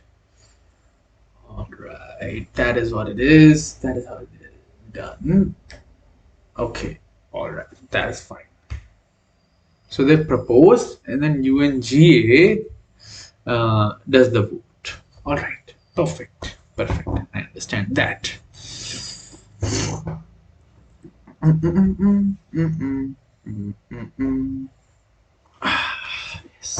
I'm feeling better now.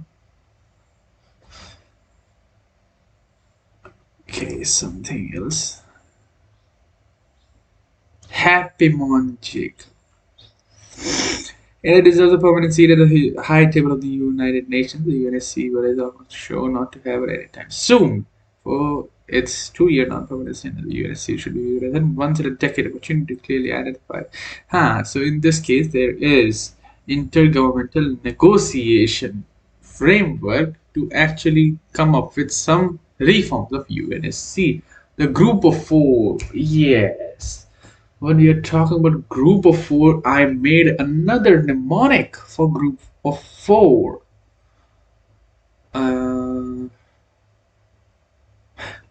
Well, first of all, I made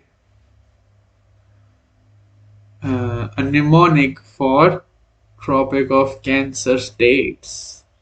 In that day, the Tropic of Cancer state is Raj.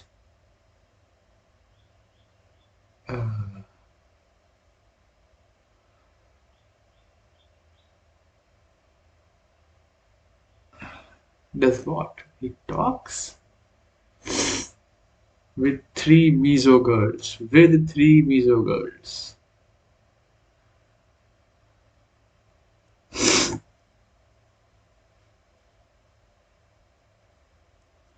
Three Mizo girls and Raj does something with three Mizo girls. Chats for Maje. Yes. Raj chats with three Mizo girls for Maje were in Rajasthan, Chhattisgarh, West Bengal, Tripura, Mizoram, Gujarat, ऐसे कोई state नहीं है, मजे, Madhya Pradesh and Jharkhand. These are the states through which tropical cancer passes. Now, group of four, Big Japan. Big Japan. That is Brazil, India, Germany, and Japan. Bro, the mnemonics work. They work very good. They just work so great. Big Japan is the G4. I didn't come up with something but coffee club. It is Argentina, Italy, Pakistan, Egypt, and many other countries.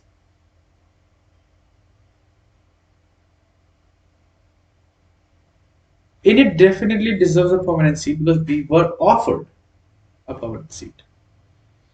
The USC, unfortunately, is where the leading power of the international system dictators show less powerful countries their rightful place, firing themselves even as they negotiate deals outside the horseshoe tables room.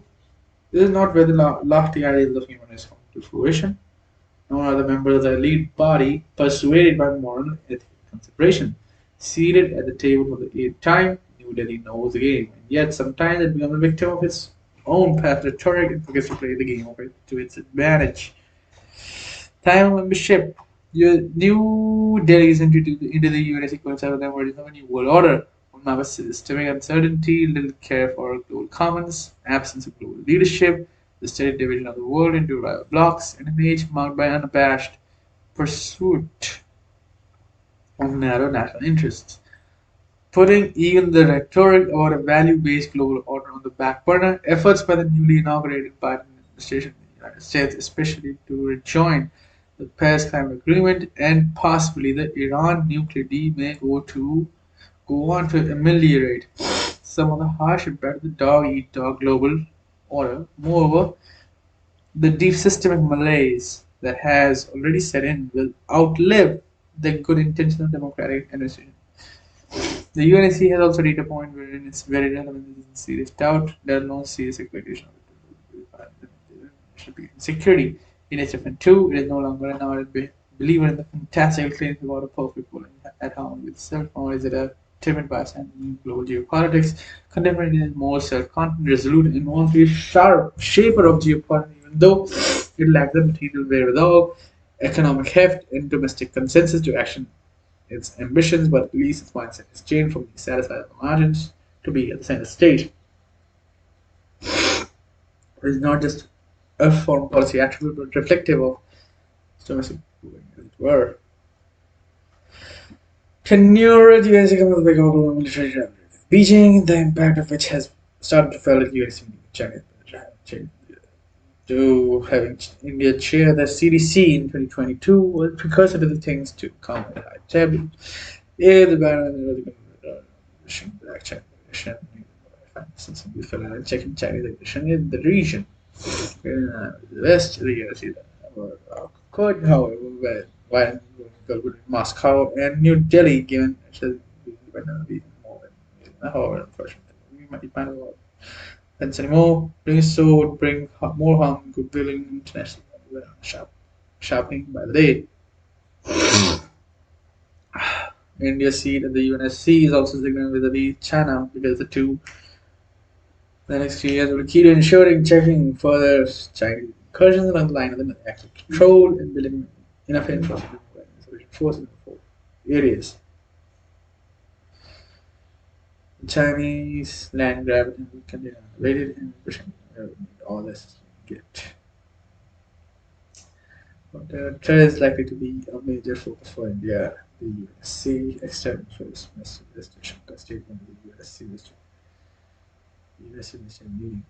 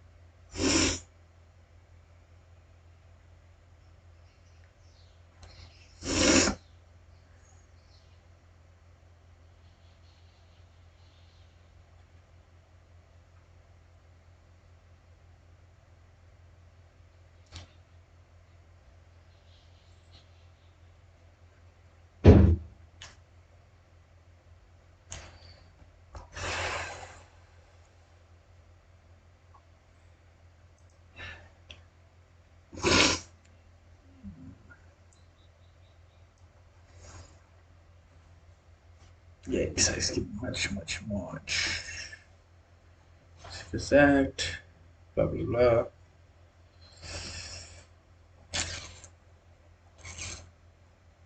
Yes, so just here, right? Alright. You can the off-budget borrowings are like PSUs, and you can take cannot interest payment can be made from consolidated funds.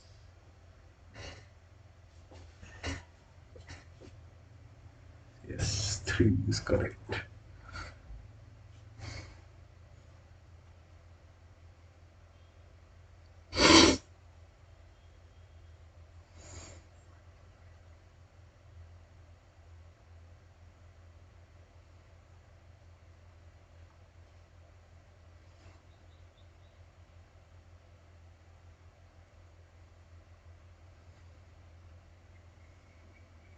Elephant corridor.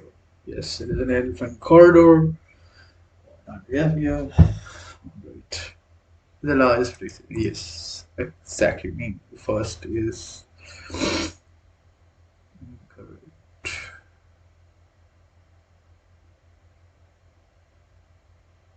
Across not 2 but 3 states. It is the largest predicted area, but not spanning across 2 states, but 3.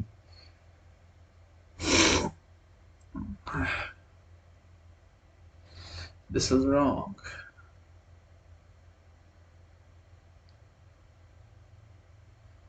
Look, here's why I am.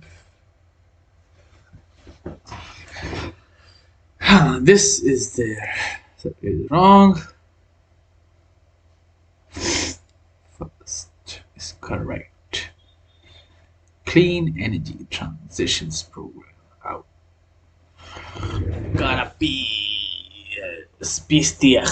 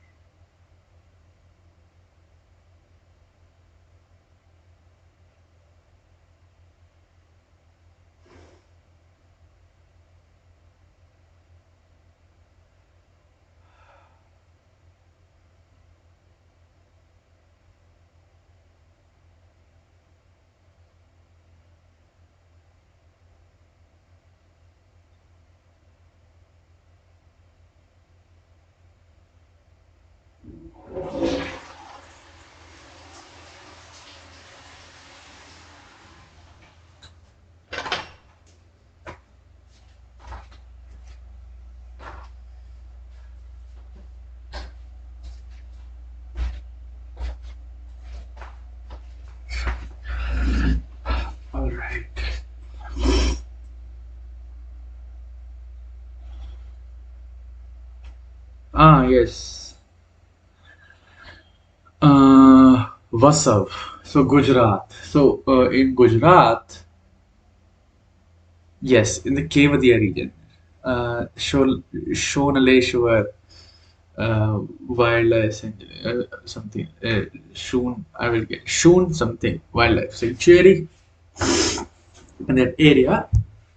Also, same as at no state. That is also true. No state legislation will be inconsistent with the customary laws. The power to extend anything in the Schedule 5 region lies in the Parliament, and I would have to just fucking look into this.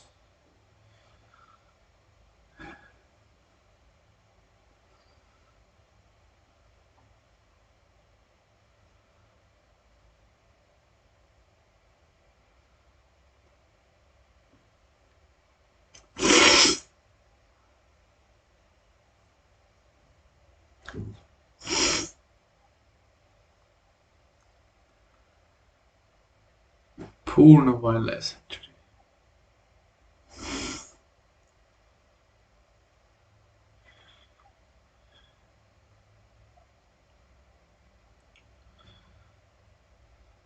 यहाँ से नहीं पड़ा है.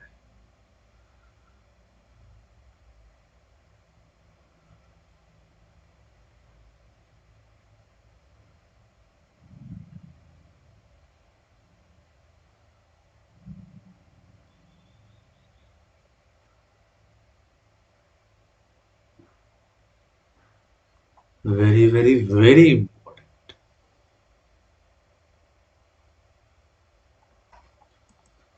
6:39. Ooh, damn. We just overshot it by a lot. Already 8 minutes for the bank. Oh, yeah, I should open that. Starting the movie channel right here. Again and again, bro. It just gets started again and again. This is how, whoa, this is how that looks like, right? So 8 plus whatever, 39. It should have ended by 7:09, but it just shot 12. So 20 minutes in the bank, and session 1 is done. Session 2 is done. Session 3 is done. The 20 minutes in the bank, approximately. Yep. Alright. Let's get it. I don't care about anything, right? I don't care about, yeah.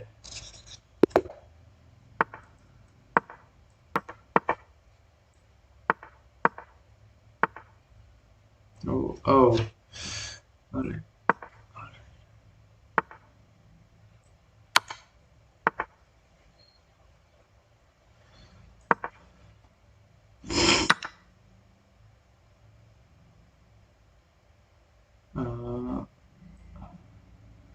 Oh, shit.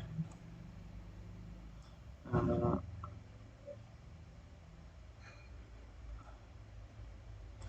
uh, Wait a minute. How does it go? Ah, fuck. Fuck. After thinking. Exactly, I don't understand how this goes. Oh, shit.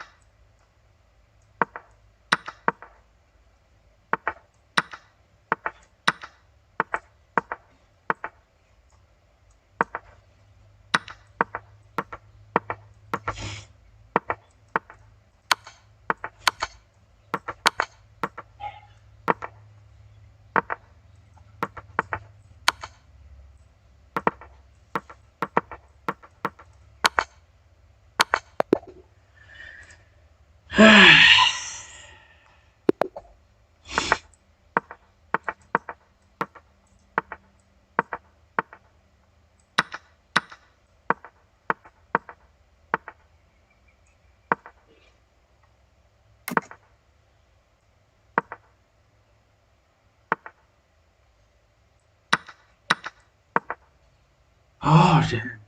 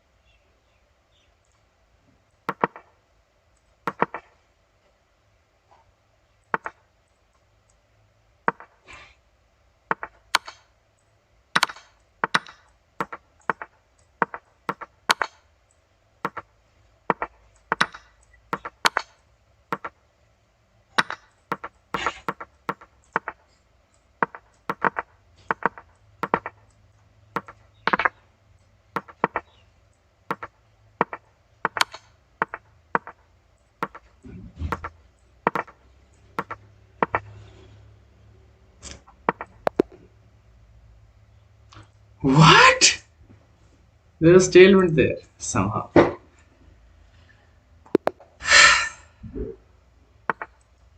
He just stumbled upon a stalemate, bro.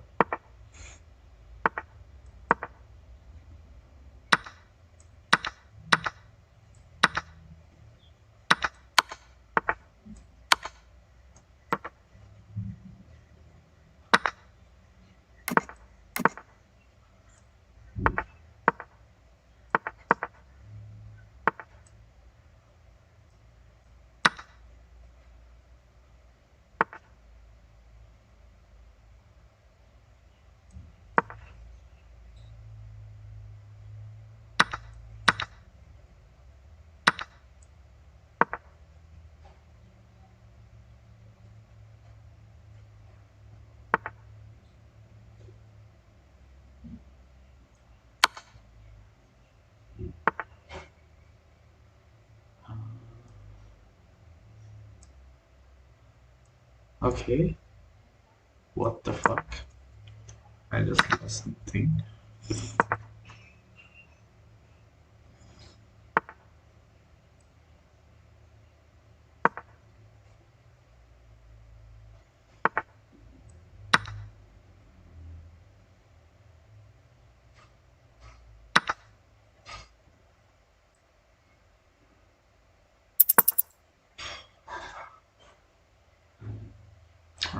fuck off.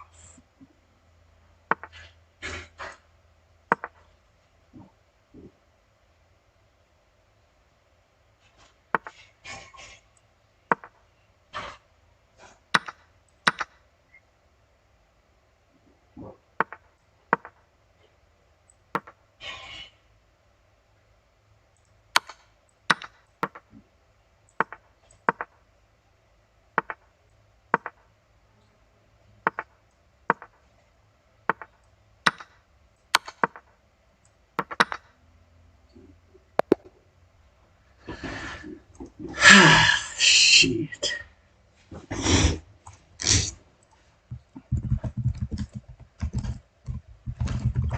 Damn, I just still cannot believe that he just stumbled into a stalemate, bro. What the fuck? I was up 22 points. Damn, that was really fucked up.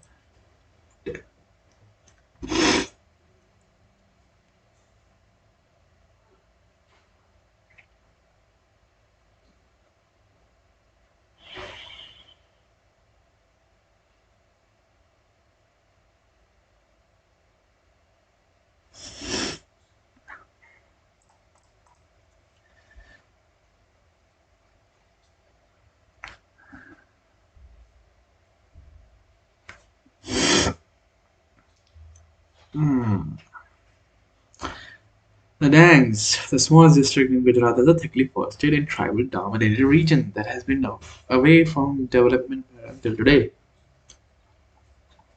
Since 77.5% of its area is in its forest cover, Bheels, Varlis, Kudbis, Kothvaliyas, and Kolchas. Dangies. Dangies. Dang. These groups still live off resources in and around the forest, performing activities like farming, housing, fishing, and non-timber forest produce.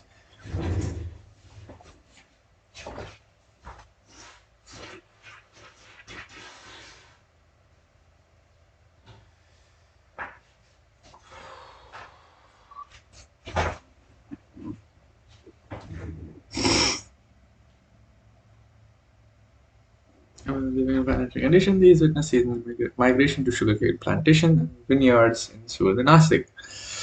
There have been attempts to sell the rights. The first service was conducted by the Revenue Department of the Tanks. In the early 1990s, when the Scheduled Caste and Rural Commission by British was set up, the state released a series of circulars to regularize the disputed encroachment and invited villagers to, after examining completely 7,000 claims, 3,000 claims, 3,000 claims have been approved, while the rest were rejected, given a notice explaining the reason for it. Additionally, before 2013, the nodal agencies had illegally by the Bhaskaracharya Institute for Space Application and Geo BISAP. Oh, what the fuck is that? Clement Park on north side of Cliff Measured and just overlaid on the 2005 satellite imagery. As a result, several related outrightly in Gujarat, including the tag that the survey members now match with the one mentioned in the claim forms.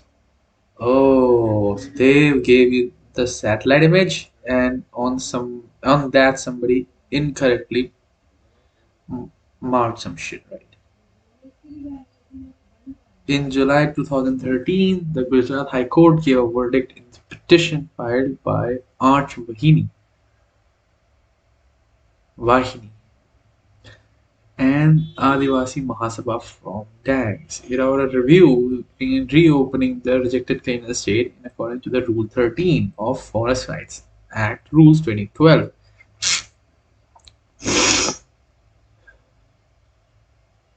Authorized after this, there were again a series of rejection of claims based on arbitrary side verification reports.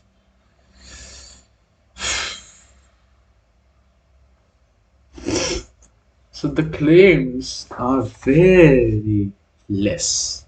The claims that are recognized are very less due to some bullshit. This by the imagery, for one example.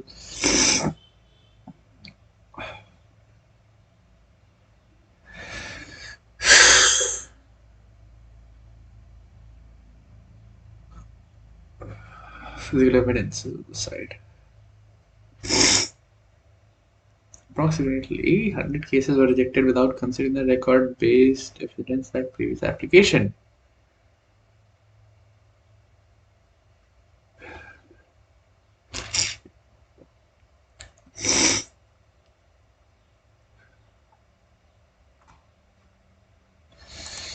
Thanks. Alright. Thanks. And what's ups? Alright, so pool water sanctuary.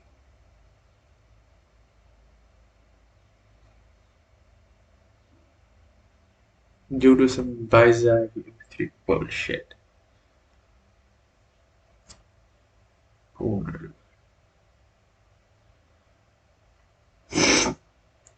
Dollywood. This is interesting. And Patthar Raghat. Patthar Ughat. Patharugat.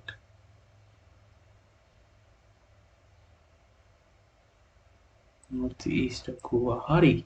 Here's here. Place. This might be. Please, God, this might not become. Let it not become a thing for future conflict between sections of society. Please, that should not happen. Please. 25 years before Jallianwala Bagh massacre, more than 100 peasants fell to the. Ooh, this is what exactly Mahatma Gandhi was talking about in the Experiments with Truth. He said that Jallianwala Bagh incident and similar incident were happened many places else, so it would be unfair to give this certain uh, uh, importance, which is more than other massacres, just because they had an opportunity that would imply a lack of morals, he said. As we studied in the last in some streams, right? Some streams ago, right? You must have been there to see. I was reading and about Hassan Mohani versus Mahatma Gandhi with respect to foreign clothing or British clothing only.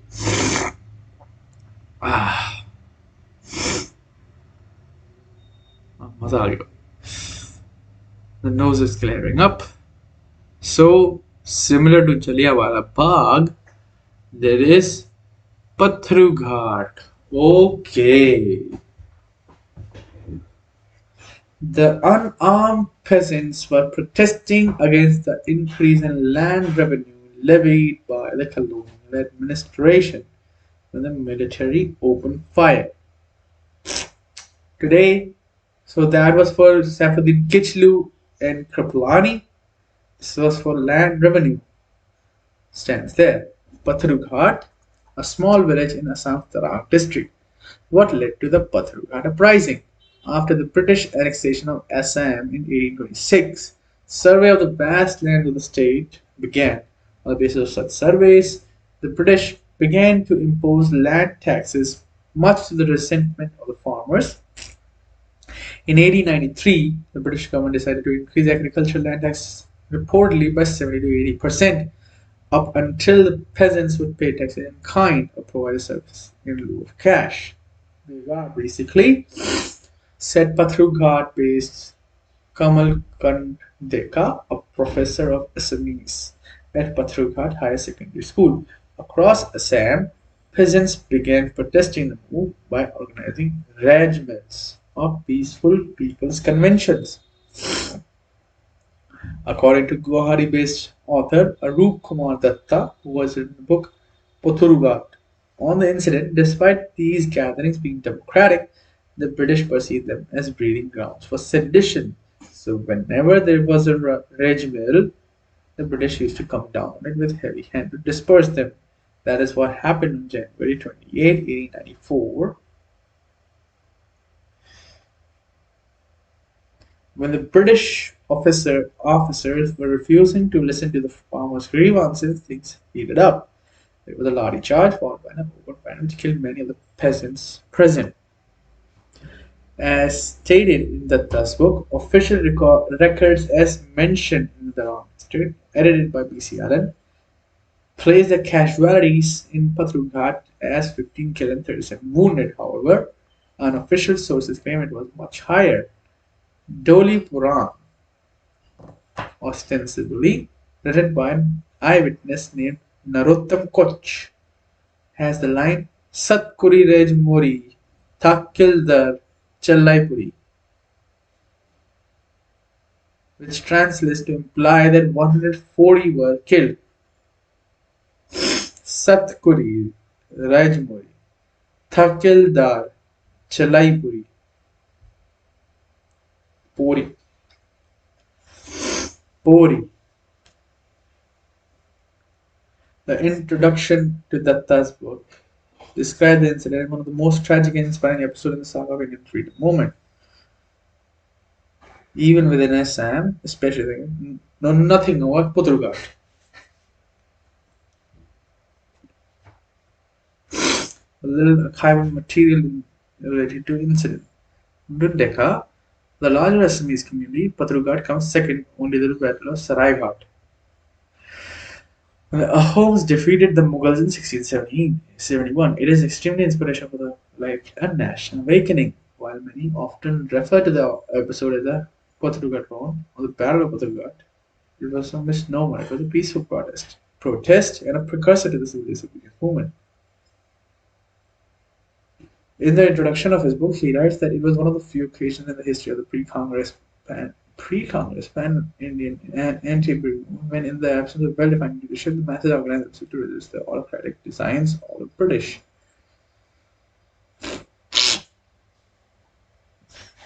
Patrughat Uprising. Every year on January 28, the government and the local people pay respects to the martyrs of the incident. Krishak Swahid Devas. Over the years, films, theatre, folktales, and serials have been made of the subject. That is how it's slowly entering popular imagination. Putrughat. Sarvang Sonwal will inaugurate an integrated training and skill development. Okay, so it is the center. That's fine. Alright, Putrughat.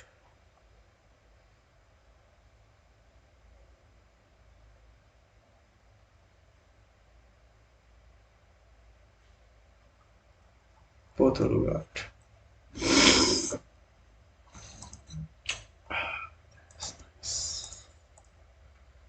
So now you get Pothurughat. Pothurughat. Pothurughat.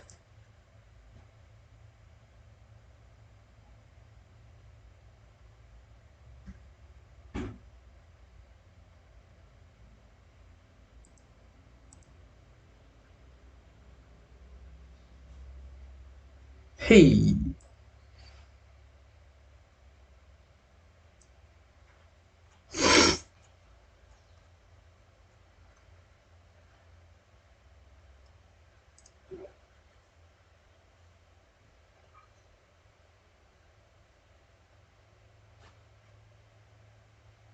Strategic Partnership Agreement.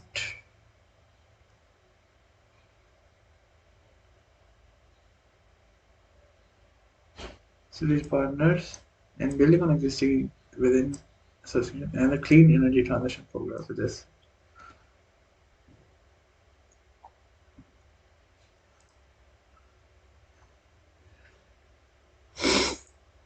A lot to unpack, right?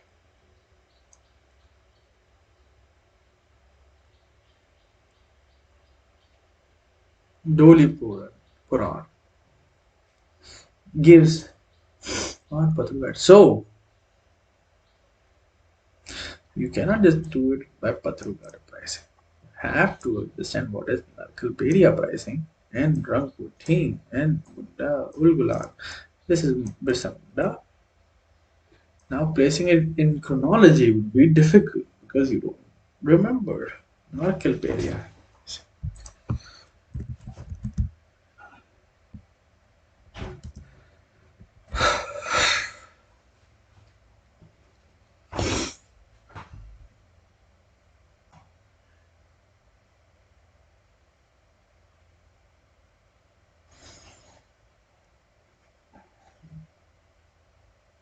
2017.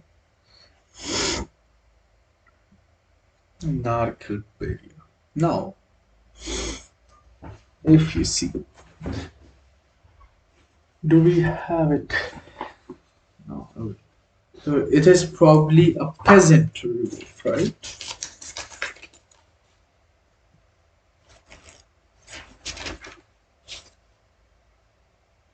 From 1857. Let's see.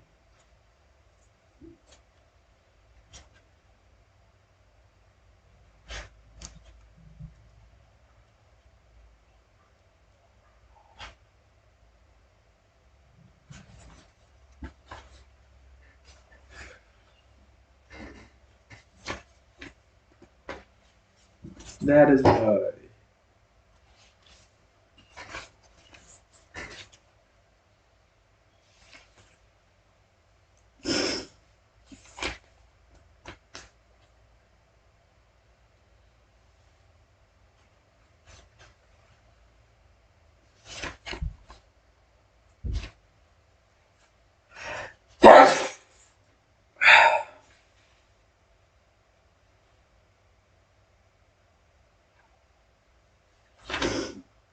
Kemba.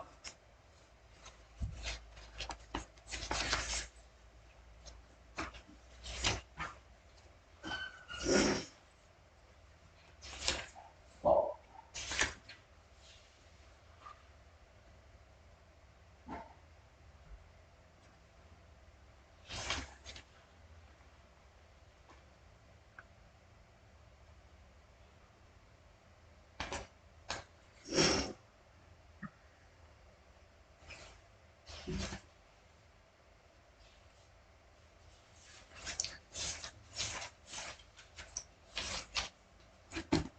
Do we have?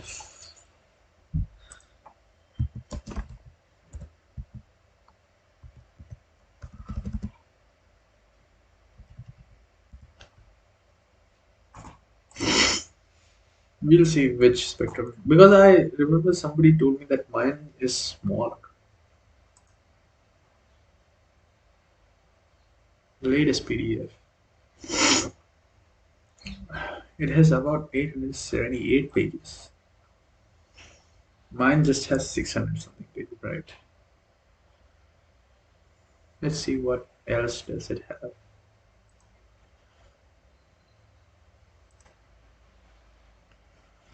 Come on now.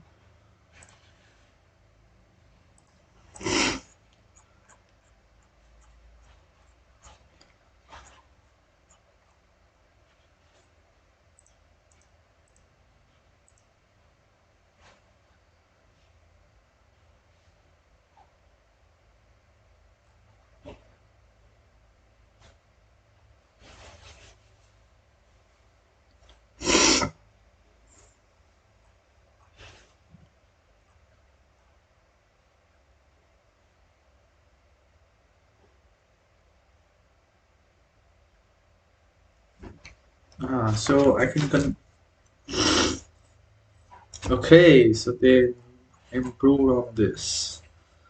Sources of history. It is the chapter is 16 pages. It travels on the speed of literature painting. The major approaches is another chapter in itself. Colonial approach, Marxist approach, subaltern approach, communist approach. Oh, okay. Okay. The Danes, the French, the English, the Dutch, Portuguese.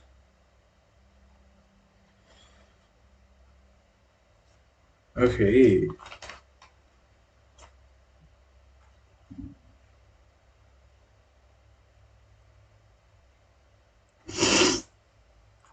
Okay.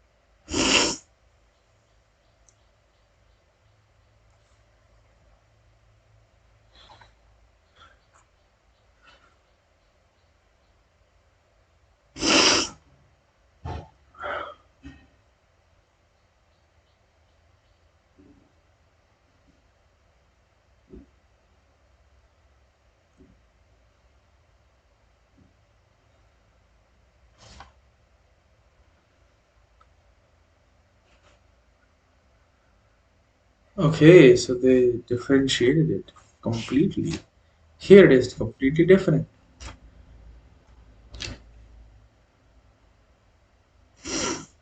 It is unit wise. People's resistance before 1857. They just completely added. There's so many things here. Oh my god. Spectrum. Latest spectrum is something else entirely. Alright. I'm missing this a lot. Damn. Okay. Page 136. Okay, okay. Palamon.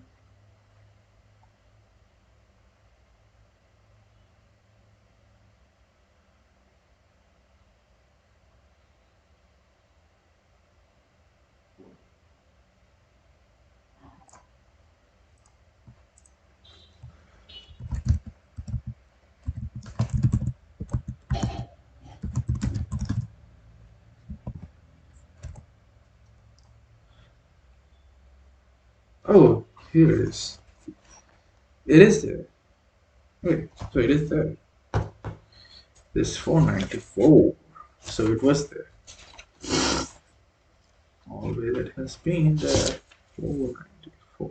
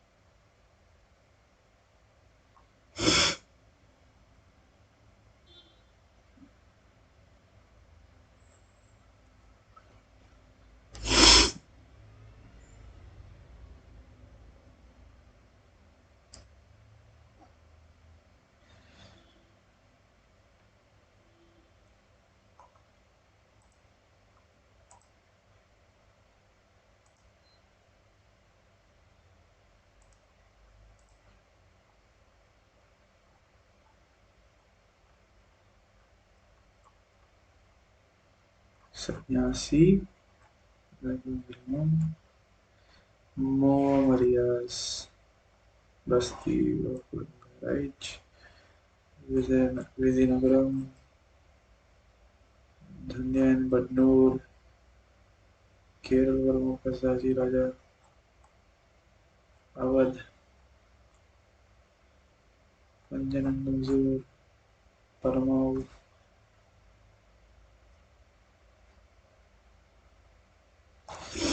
Poligas. Poligas है इसमें मुझे road लग रहा था विजयनगरम में Poligas है चंपियन का भिवानी बुंदेलखंड करलाफ नेवी कचरेवेलिया Bareilly Hathras Paika Paika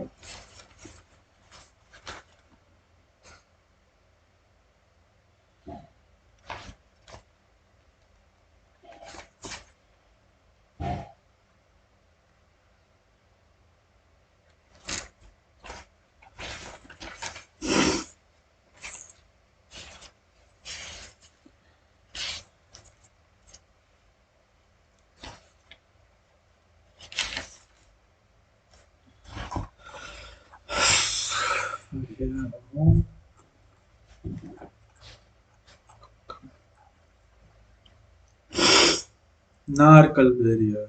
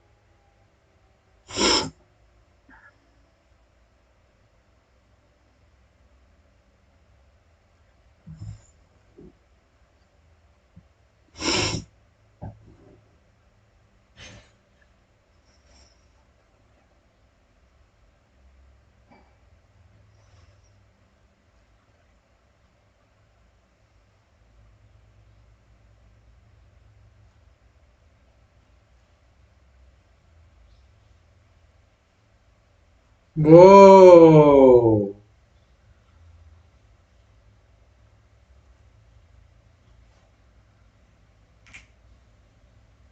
So they added a lot. Okay, so the major addition is this. Okay. So this is after Nehru shit. Okay. This is the main addition. Absolutely the main addition. Okay. That is fine. Okay.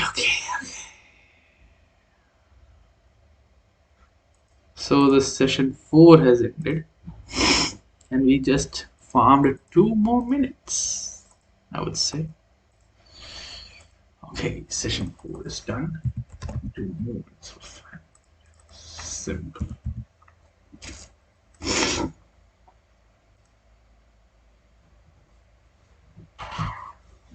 Let's see what's up. And can we talk about some topics?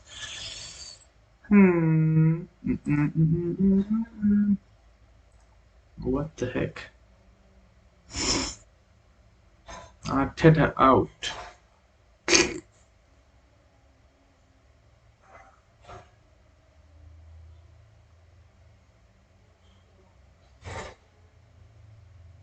Imagine being a British and Arsenal supporter. Bro, you have no escape. Indians completely trashed their team. Bro, we just trashed them.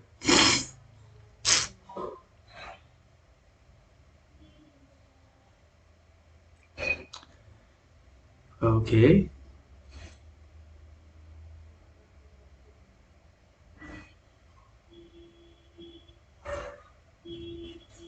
Why do you need to do my guy? It's so dirty, bro.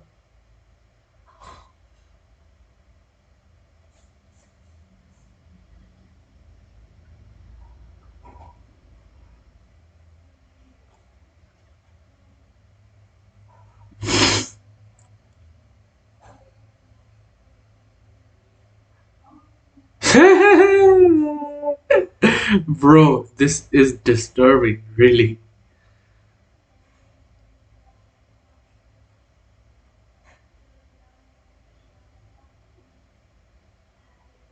AimLab versus Kovac.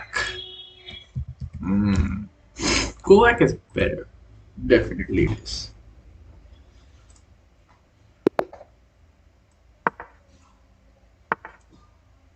Come on. This guy. Come on now.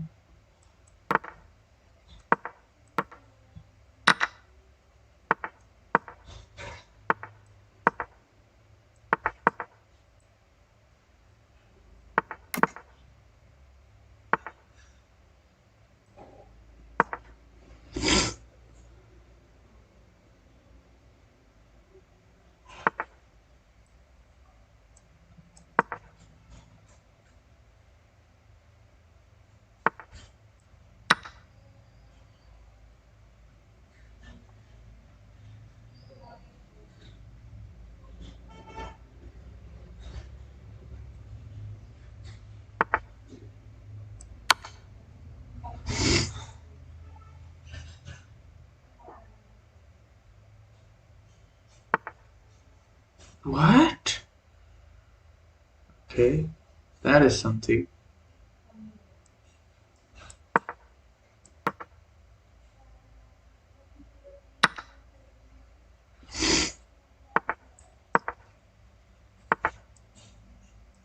All right.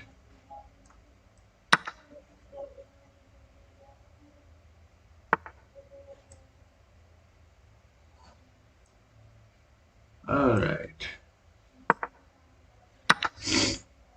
All right. So yeah, I don't give a shit.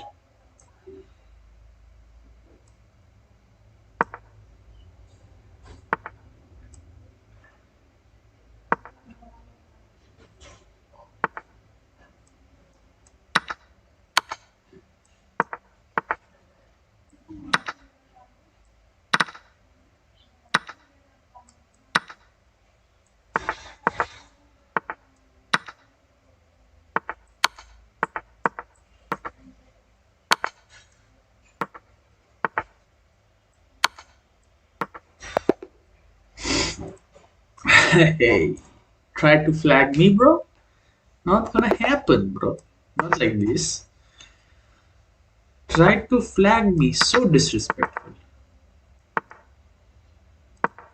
Get wrecked. Get wrecked, bro. Let's go. Let's go with this.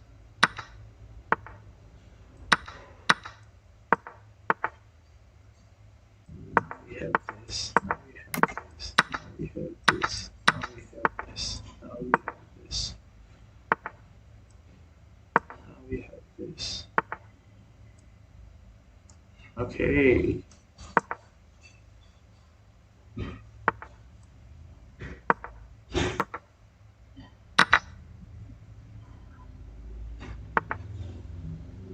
Okay. Huh. Okay. All right. So this makes sense.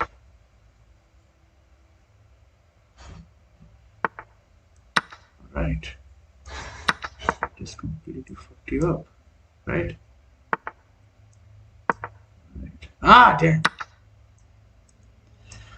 All right. That should help. All right. That should help. All right.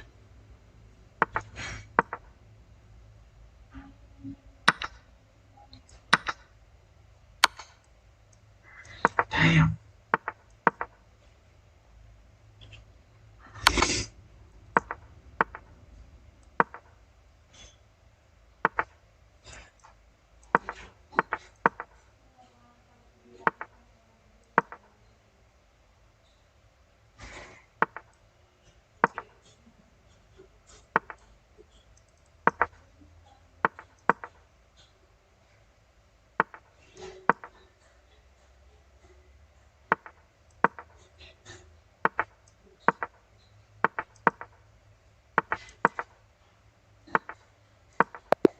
Oh, I didn't have time. I was doing well, I guess. Maybe. Maybe.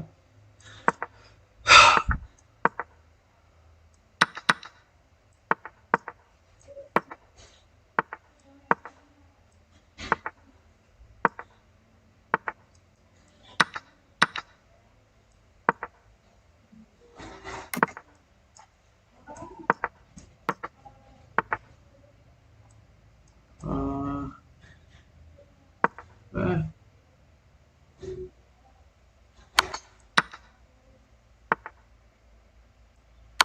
who cares?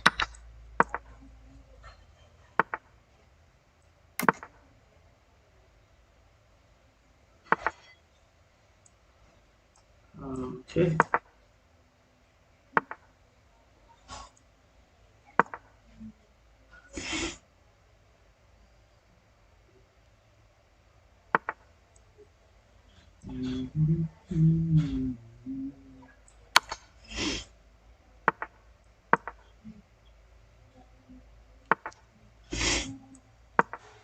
Ah, shit. Um, let's go with this.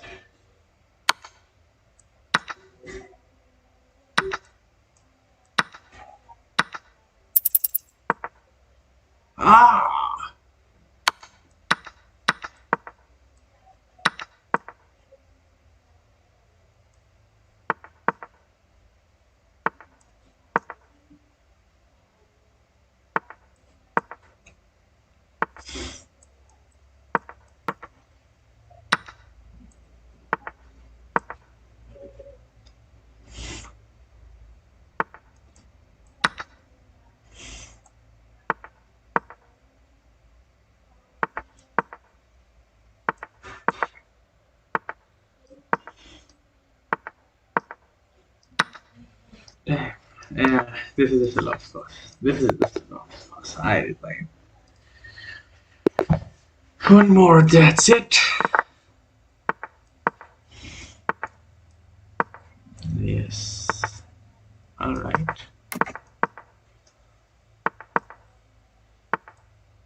What will he do? Who cares?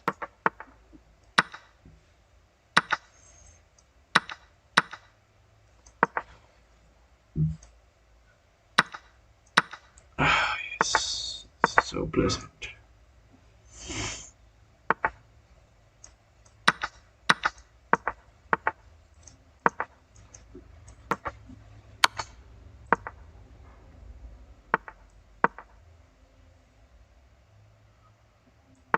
This.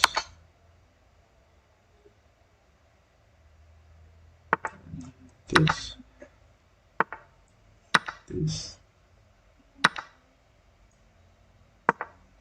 Oh, so much possibilities.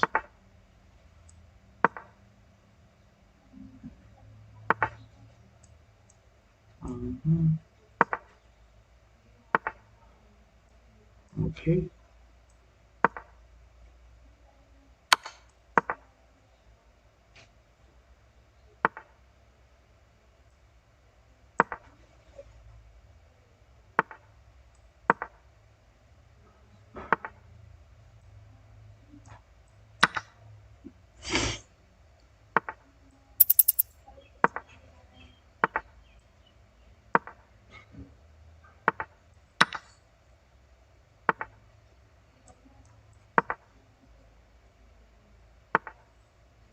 Uh-huh.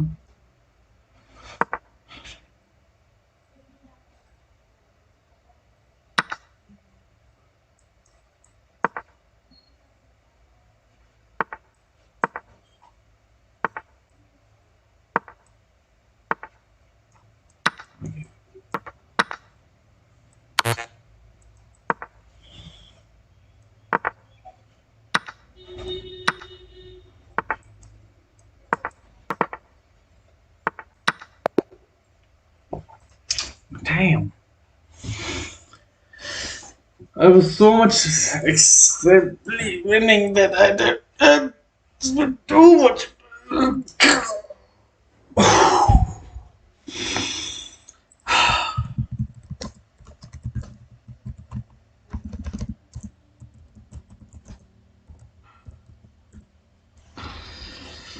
Okay, so there is a lot.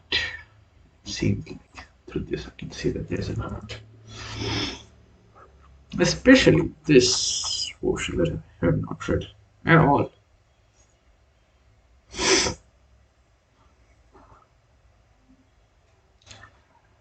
Hmm.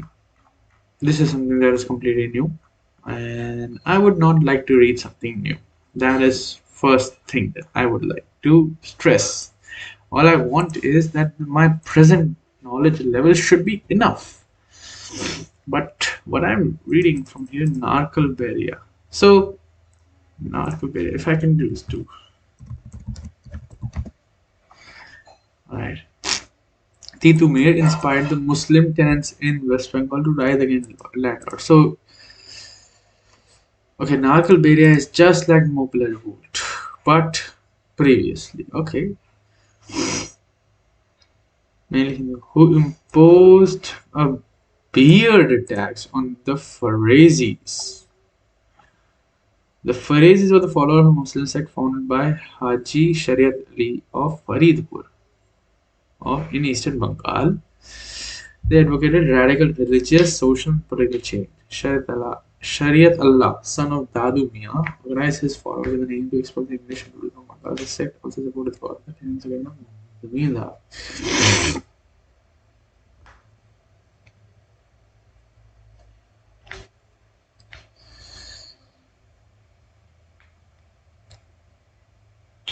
and British indigo planters.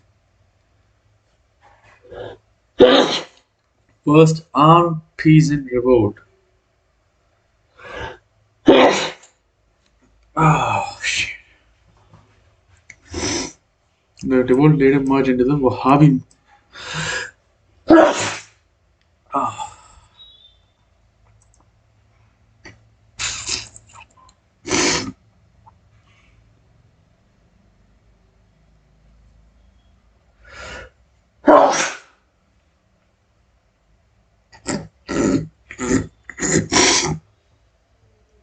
Oh, okay.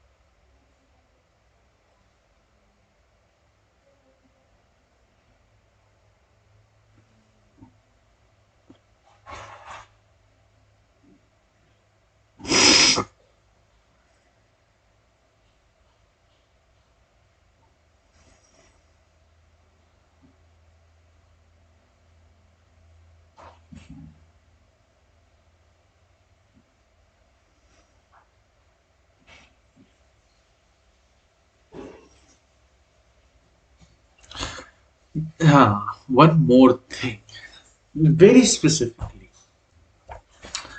absolutely necessary to point out, very necessary to point out. This book. Now, if you see the index, apart from concepts, there are also a load of facts, much more than what I have here. What that means is it is for absolutely those people who are meaning history for prelims, not for those who are going for an overall thing, right? For those who are meaning for modern history, for them, this is the amount of facts here are important for those people. That will not, because at the end of the day, when you're talking about peasant revolts, they do in mains, they will never expect you to actually name each and every peasant revolt there was. In pre, they might ask. In pre, I cannot deny that there can be any revolt, any peasant uprising, especially if it has been in the news. That is why it is much more productive to just see these four and whatever subsequent other current affairs question papers of other coaching classes have asked. It is much more rewarding to see those because those are the uprisings that have more chance to come in the question paper. So that is there for those. And it means it does not matter. It requires you to understand or to express how the peasant, for example, I am talking about peasant movements. So at first, the peasant movement was localized. There was no coherent ideology against Britishers because it was equally against Hinduism. It was equally against Zamindars. Hindu Muslim does not matter. It was equally against Zamindars, equally against Britishers. So that is one phase, and the other phase is exactly uh, uh, opposite, in which there was an ideology, inherent ideology of unification, and an all India plan, and there was uh, a good understanding that the peasant of India have been suffering from common problems. But it also lacked the ideology of nationalism. It just wanted betterment of peasants, not necessarily independence. So that was also the problem with the later peasant rules. That is mentioned here. So in sense of peasant revolts, you all have this. This is what will be asked. Not that. So to enrich that, you can just plug in some uprisings. Okay. So for example, for your earlier revolts, you can simply state uh, on a peasant revolt. You can say you can easily state the either Patru Ghat, you can say, not Patru Ghat, but Narkalberia, or you can state, then you can state that in the modern time that was mobile roads, this were there. So after the ideology of socialism in India, then we have all India peasant roads and all that. There was Eka movement. These type of movements see peasants aligning with the nationalist movement. You understand that. So on that basis, you say. So here,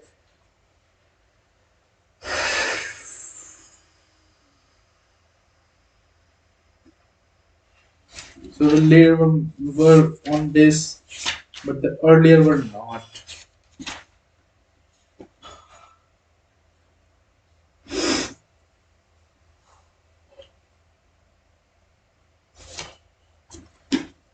So that was the later it was the, so that is this. So it is much more rewarding. This cost to benefit is much higher. It is very tempting that, oh, I wish that I remembered the new spectrum by heart, but that is not necessary.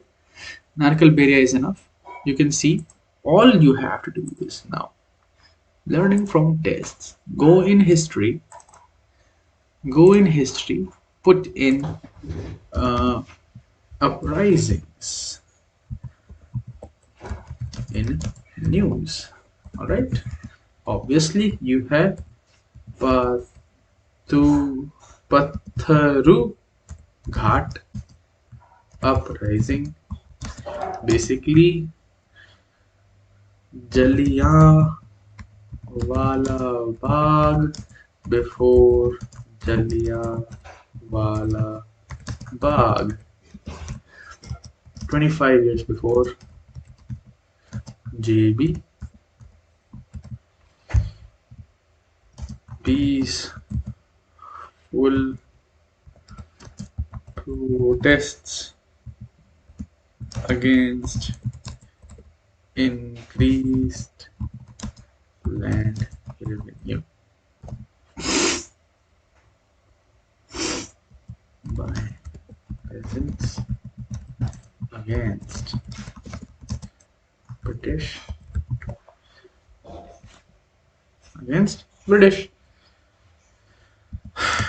opened fire, and as per Doli Puran by Narottam Das, 125 people were killed. ठीक है, uprising पथरू घाट uprising हो गया. Then we have Narkelberia by Pitu Mir, inspiring Muslim peasants to rise up against Hindu Tatars and Britishers. 1831.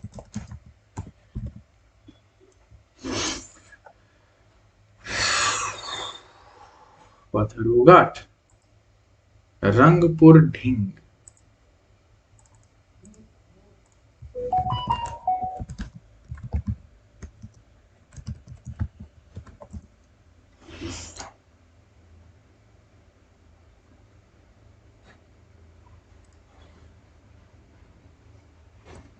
Rangpur, Bengal.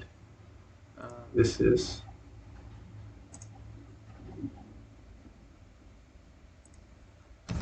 for West Bengal. Similar crazy by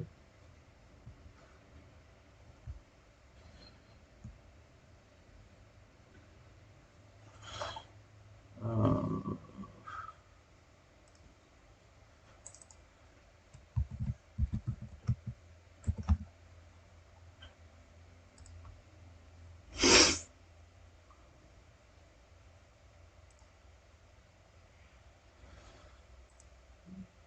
huh. because they impose beard tax.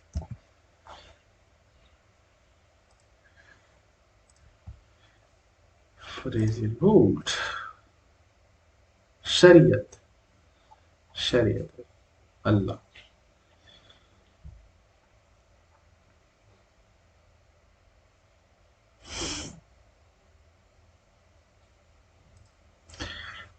By Shariat. Allah. Far East.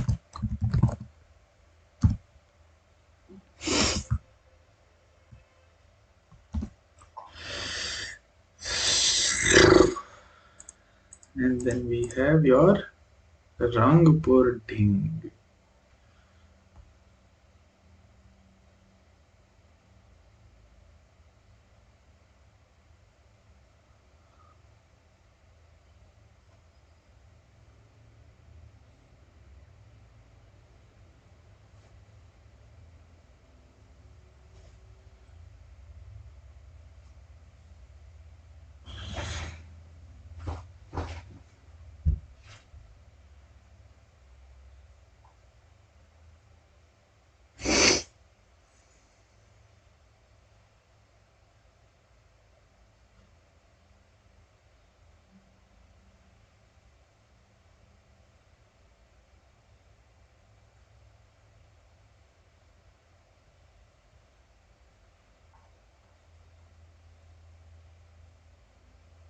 Against Ijardari. Rangpur Ding.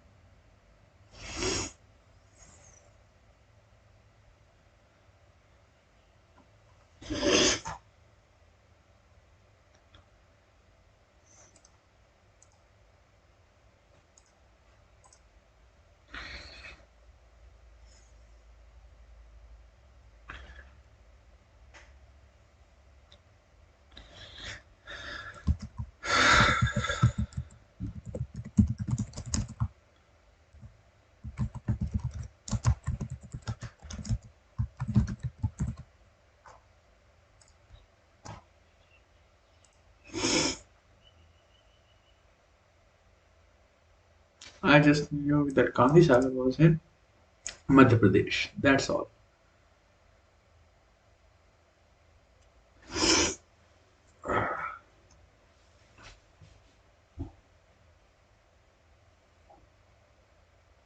Wildlife Institute of India.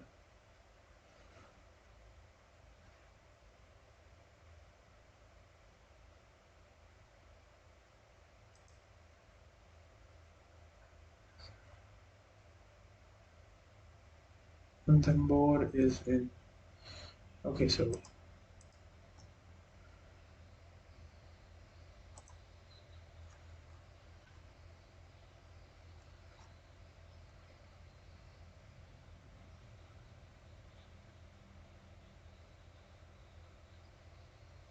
अरे Mukundra hills ये तरह.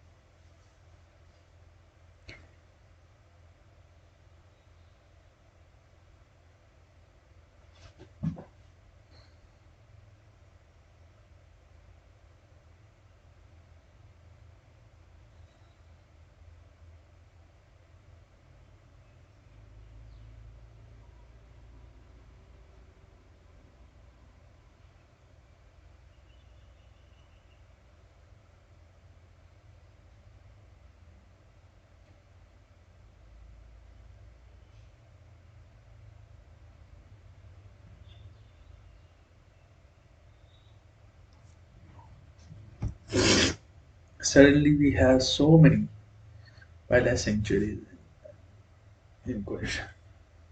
In the so there is so there is an RTI which says the Bharatmala project is bifurcating or is passing through many wildlife sanctuary near that area. So first of all, you have to look into that. The Ranthambore is just across Chambal. And there is Borra National Park, Mukundra Hills National Park, Ranthambore Sariska Park, Kuno. And there are multiple more. So, so Bhensaro Bird Wildlife Sanctuary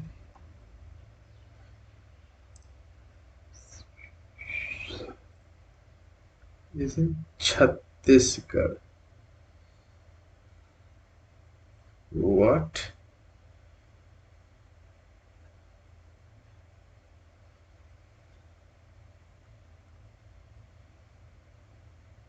Gandhi Sagar is right there.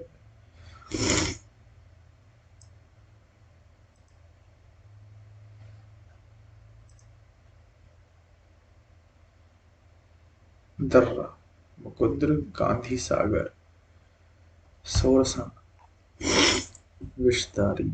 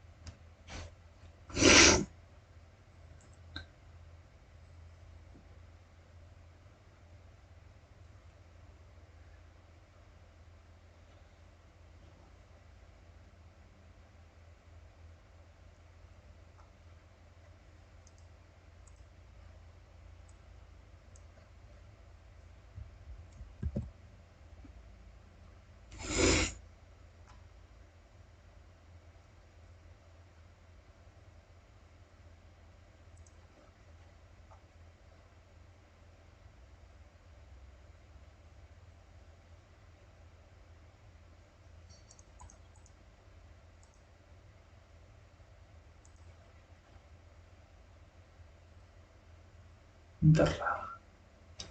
So this crocodile point? Exactly there it is. Vishdari. Just fill this.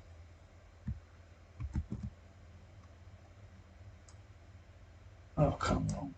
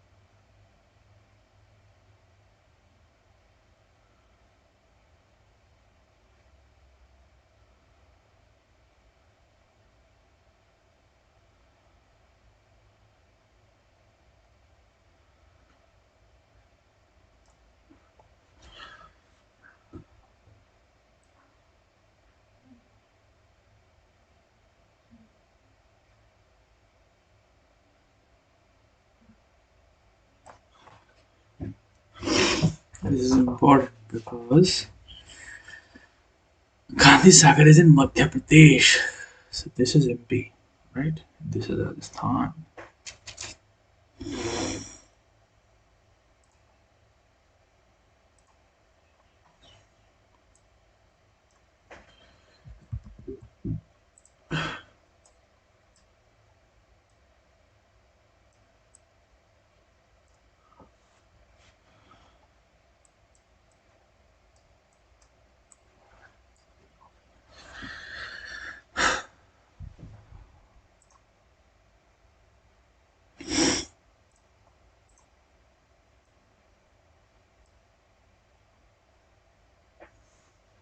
This is Bens.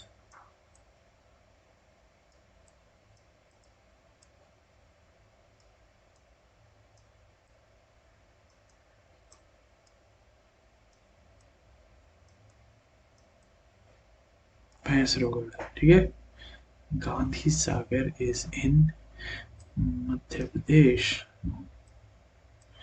This is Darra.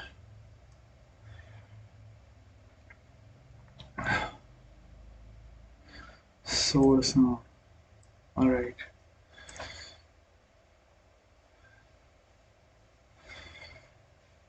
All right. All right. Hecharam.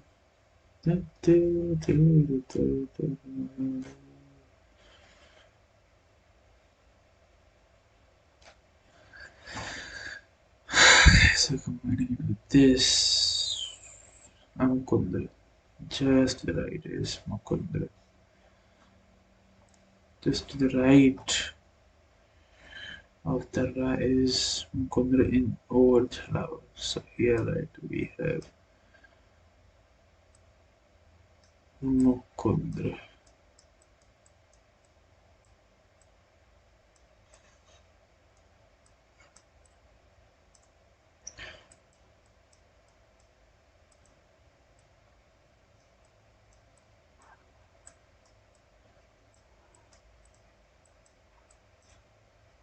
ठीक है.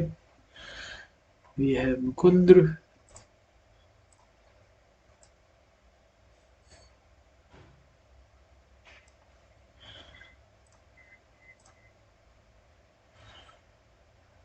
Okay, so Mukundra Tiger Hill, there's source science there. And if we could. Alright. So is this column? Okay, so इधर कहीं है वो. Alright, alright. Purti.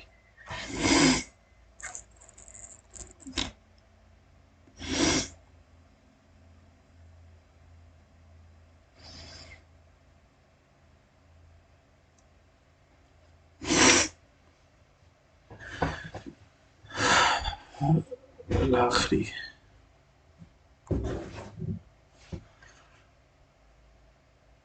यहाँ पे कहीं है.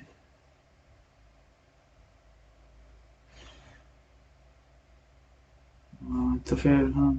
Alright. यहाँ कहीं है. Ranthambore.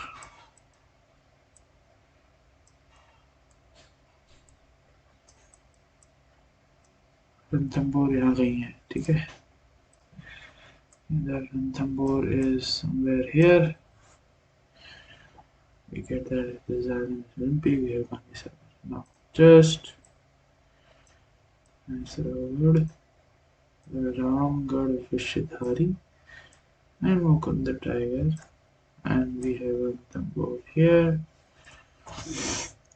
यहाँ पर हम वाइट से लिख देते हैं. WS in problem due to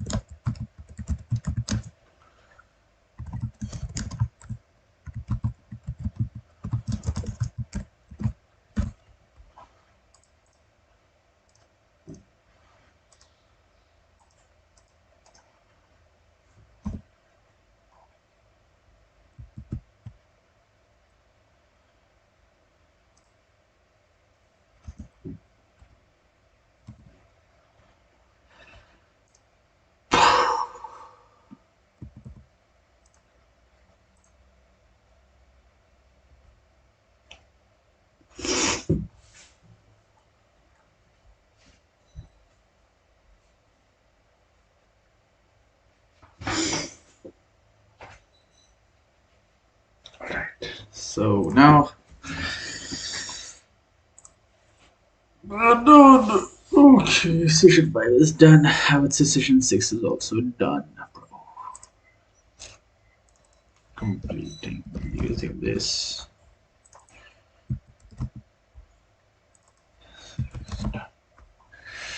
Alright.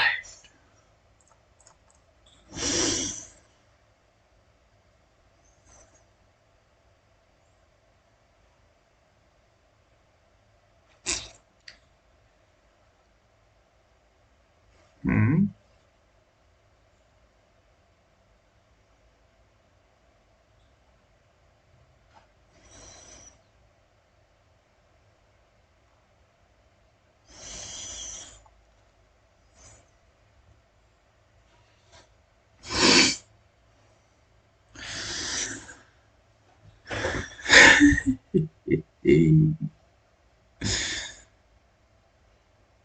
They did Carlos dirty, bro.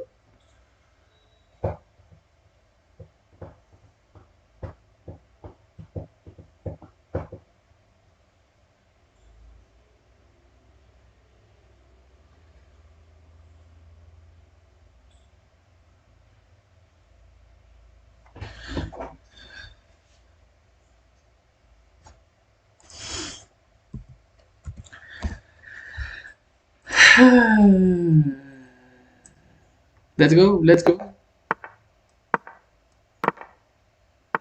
Bro, they're trying so hard.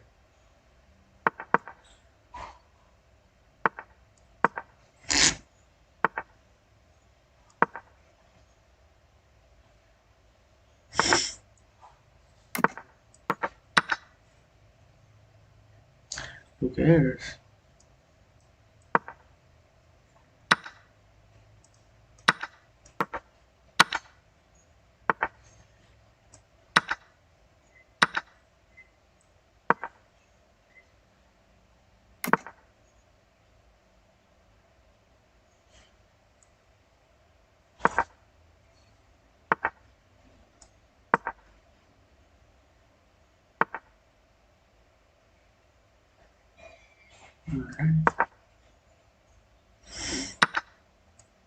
Oh shit. I just cannot. Oh damn. That was rough.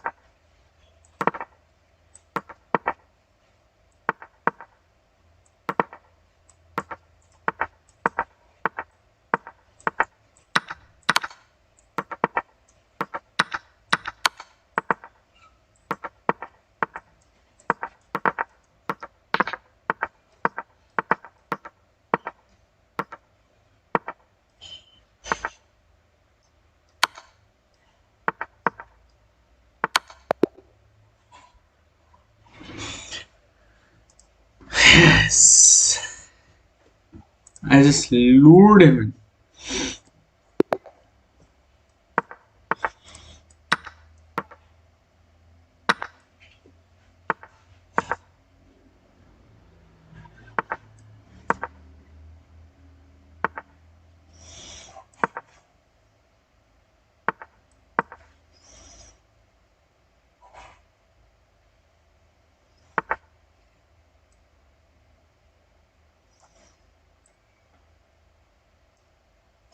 हाँ, चल ठीक है चल लो.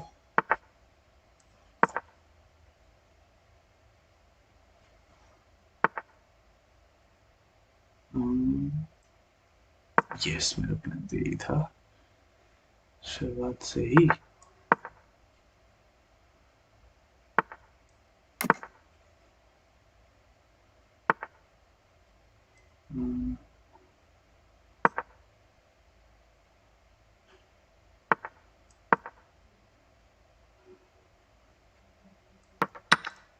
Fuck.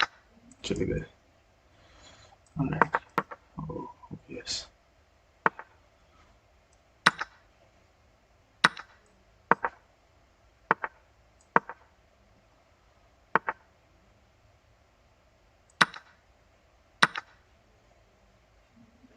अबे fuck.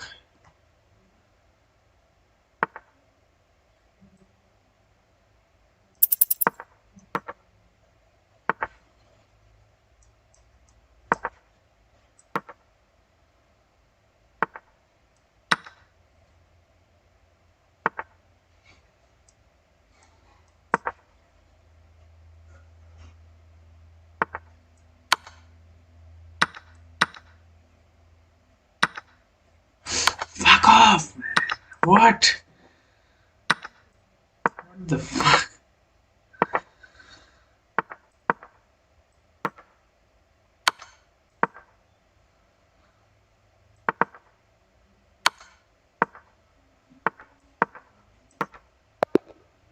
Hey! Hey! Bro, I just won. Easy.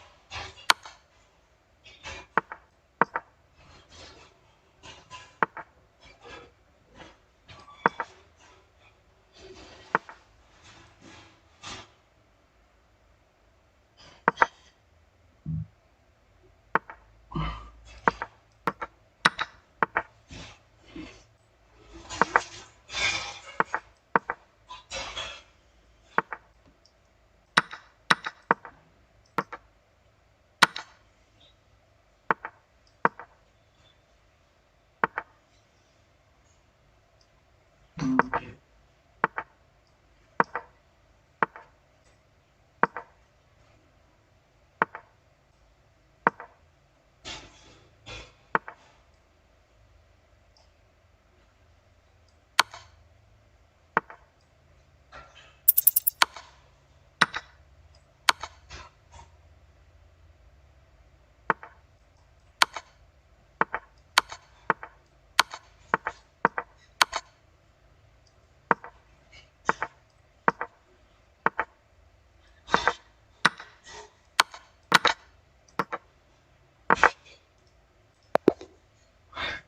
Hey.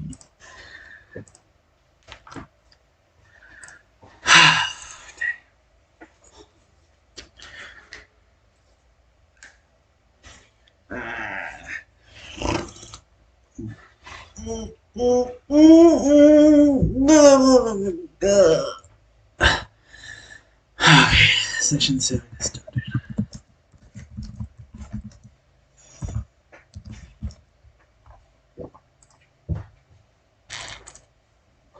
So I did that. Obviously 3 hours straight up into this. Just went into this.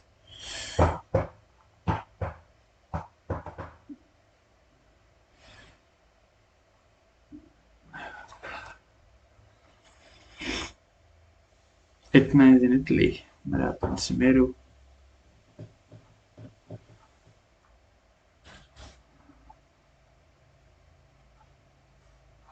So many shit. What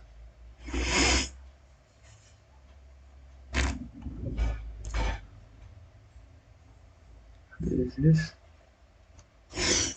A word consultation does not mean concurrence. In the event of disagreement,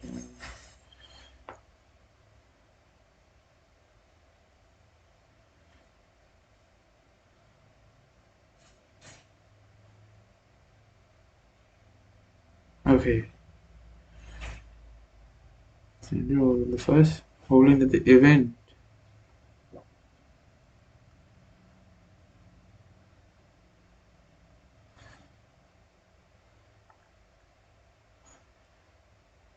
type of malware. Emmet is a malware strain in a cybercrime operation believed to be based in Russia. Malware, also known as HEDO, can steal passwords and install remotely controlled programs.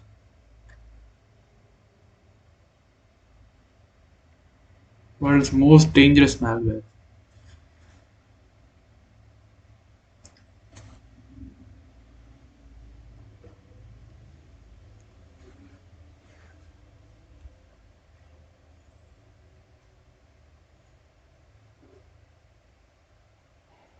Emotet. Okay.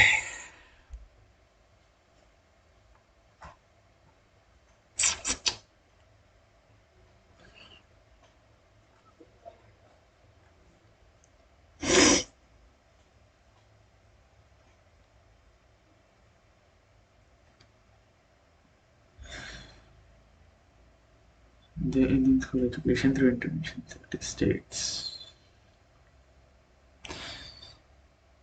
Proposed World Bank support is primarily in the form of a self-based financing instrument called Program for Results. This will ensure major reforms at the state level through a set of disbursement linked indicators.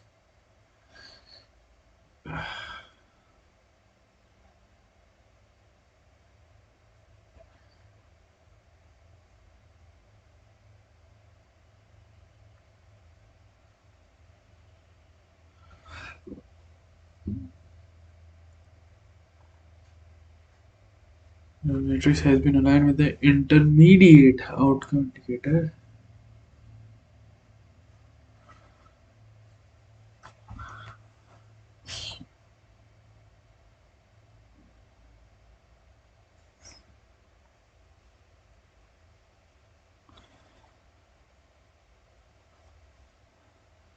Okay, intermediate outcome. Okay, so world bank से disbursement तब होगा कुछ indicator cross होंगे state incentive intermediate indicators अगर cross होंगे तो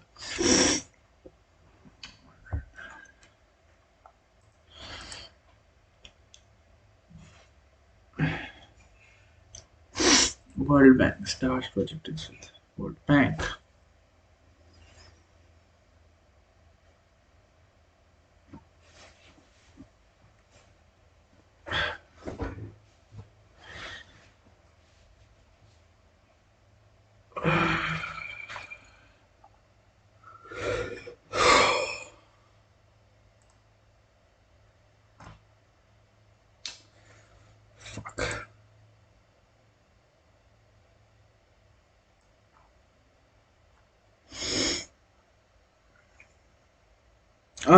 London English neglected topic.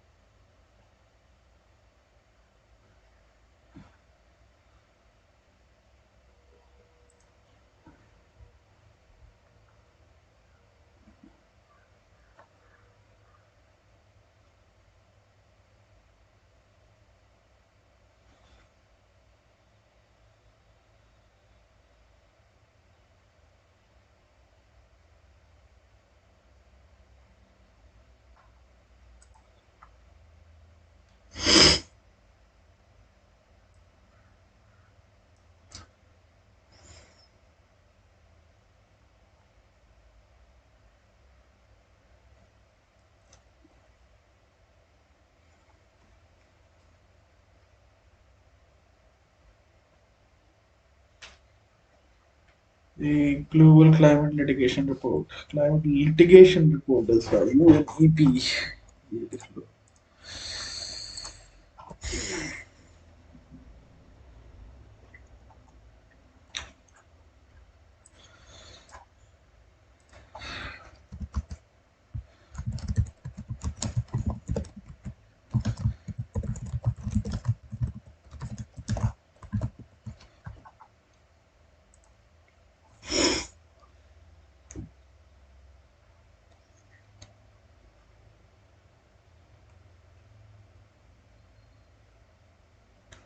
Jarosite is a mineral that is often found in sulfate in iron. Other groups such as include silver, lead.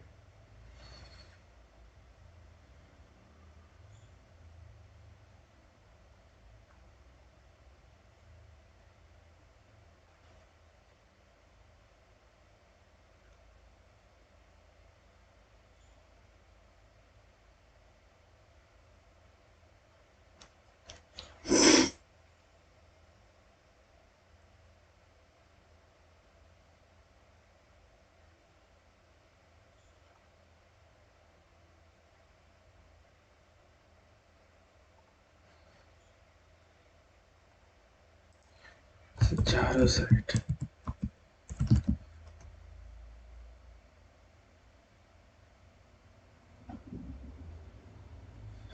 The basic hate the sulfate.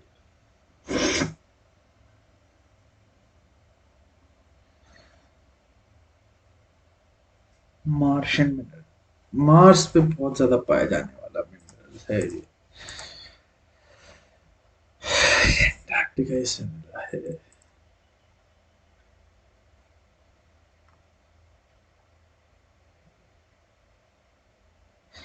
So the mineral jarosite in ice ores, only seen in mining waste that has been exposed to rain.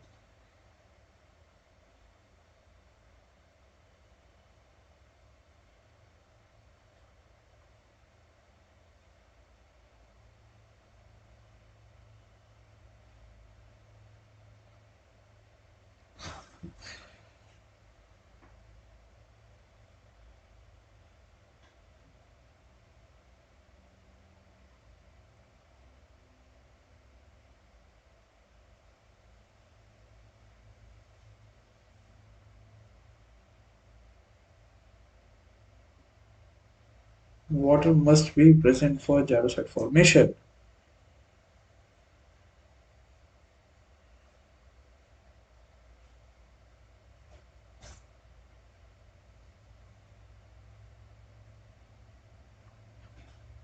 Mars might have been covered by massive ice blankets.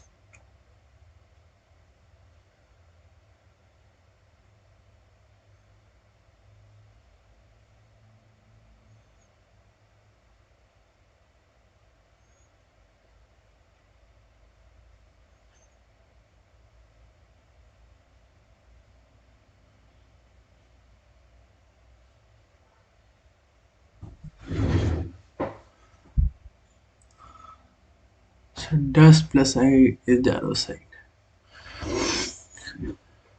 Jarosite is a mineral. Fuck.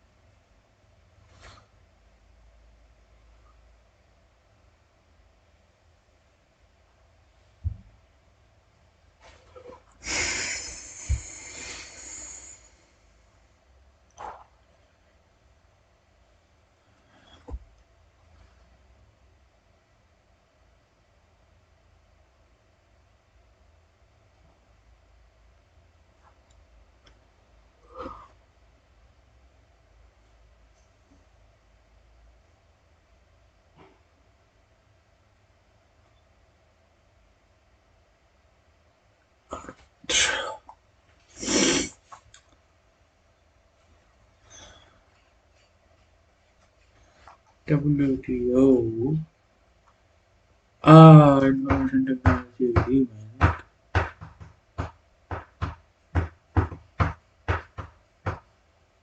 Lower all taxes and tariffs on IT to zero.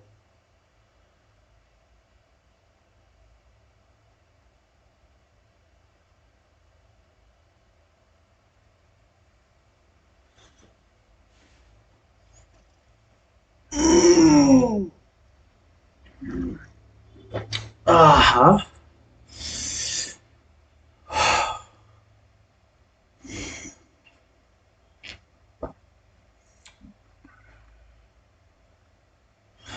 Strategically useful. Alright.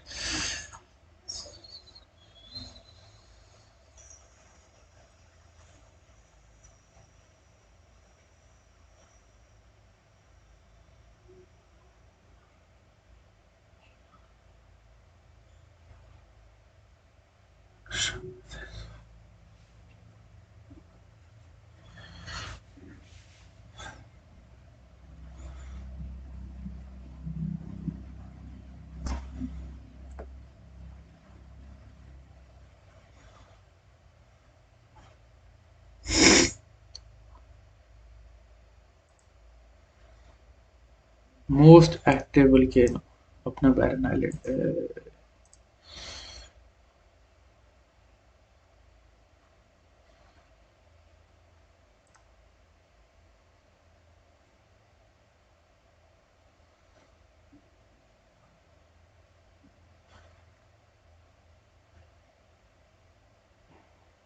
जावा योग्य करता।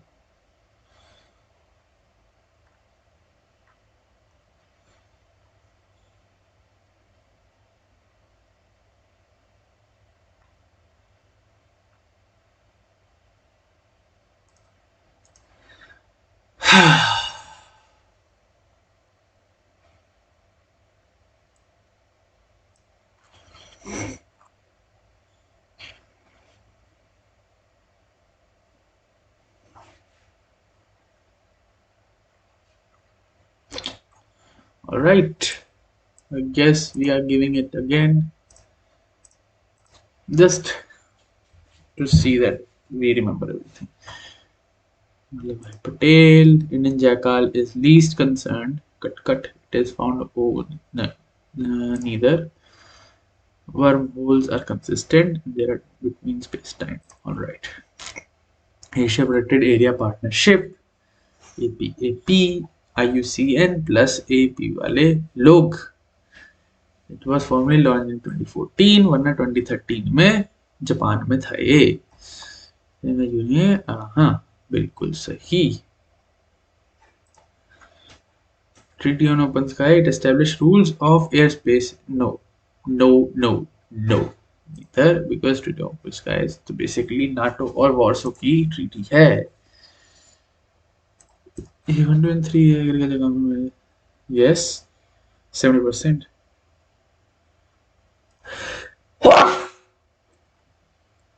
Adaptation gap what UNEP की है. ये गलत है. ये भी ओकी है. OECD दोनों सेम ही होती हैं तो ये गलत है. शिट डीएल सर्किट्स ये गलत है. सेकंड सही है. Increase air temperature and precipitation deficit. Yes monsoon breaks के ड्यूरिंग यही सब दोनों चीजें होती हैं. नहीं मानसून ब्रेक की वजह से भी हो सकता है. सेकंड इज रॉन्ग और फर्स्ट इज करेक्ट. बोला पता है. The vetiver plant is highly drought tolerant. Correct कि किसी रनर्स नहीं होते. ये भी करेक्ट है.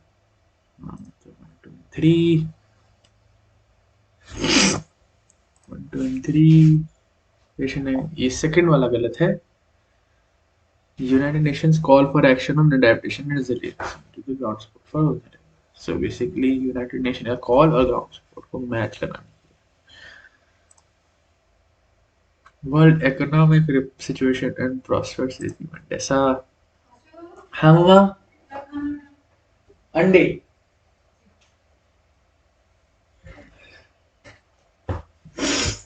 Treaty on the Prohibition of Nuclear Weapons was approved by the UNEA in 2021. No, 2017 को. The treaty requires that all ratifying countries never under any circumstances. This is correct. It bans any transfer and threat. So first got half 2 and 3.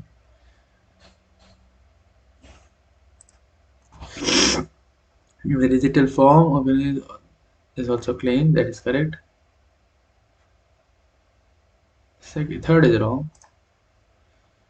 Syllabus is Java. ये गलत है. Second सही है. ये गलत है. ये सही है. 2011-12 में 10 साल पहले. That is correct. तो फर्स्ट रॉन्ग है. और बजट ये करेक्ट है. सेकंड रॉन्ग है.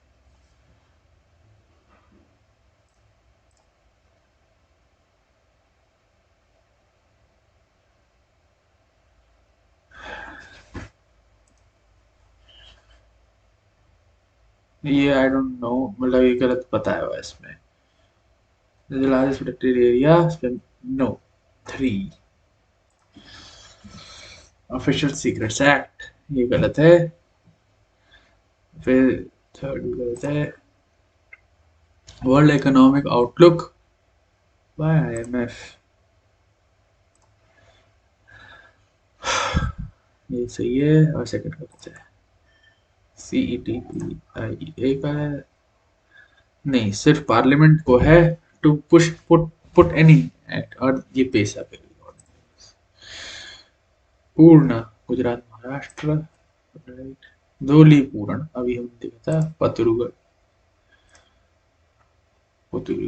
गांधी सागर नॉट एमपी में है, महेंद्र सागर 2 3 ओ सॉरी सॉरी सॉरी सॉरी हाँ incorrectly matched, first is incorrectly matched 1 and 3। The first judge upheld the primary, हाँ कि यूनियन गवर्नमेंट का था अपने अगेंस्ट था, फर्स्ट जज इस केस के जजेस के अगेंस्ट था, सेकंड और थर्ड उनके उसमें था। बहुत सही है। Emotet is a type of Russian malware. United for Consensus Big Japan, United for Consensus coffee club, तो जापान नहीं है, फोर्थ काट दिया। इटली है और टर्की है, इटली तो है ही है, Japan Italy and France united for consensus में are not members 2 and 4।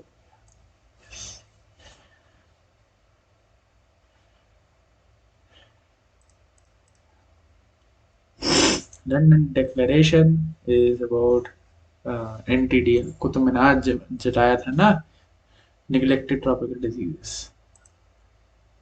Nobel EP, Jarosite, throne of reign, self-awareness, and is in abundance. Third is correct, second is correct, first, second, and third are correct. ये कावेरी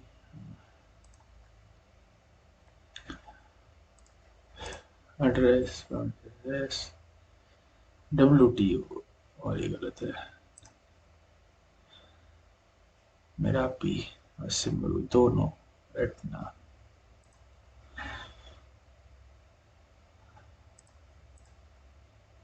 सिमली पाल को छोड़ दो, four cut cut cut सीधा।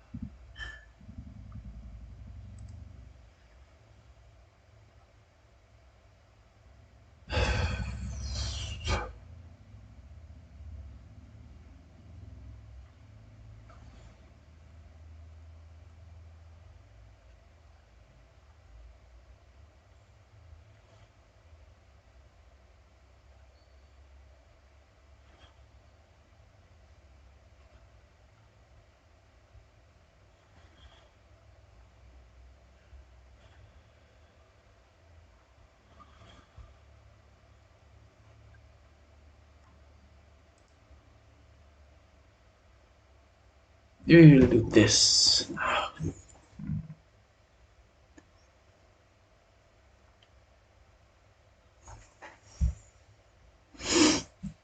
What the fuck?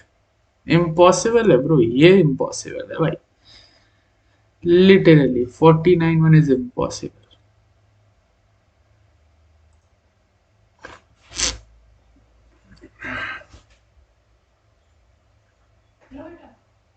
हाँ आ गया।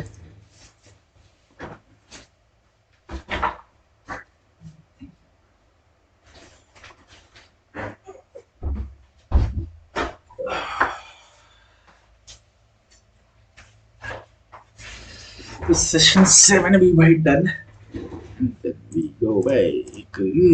Okay, so session 7 is also done, we'll come back later। Okay,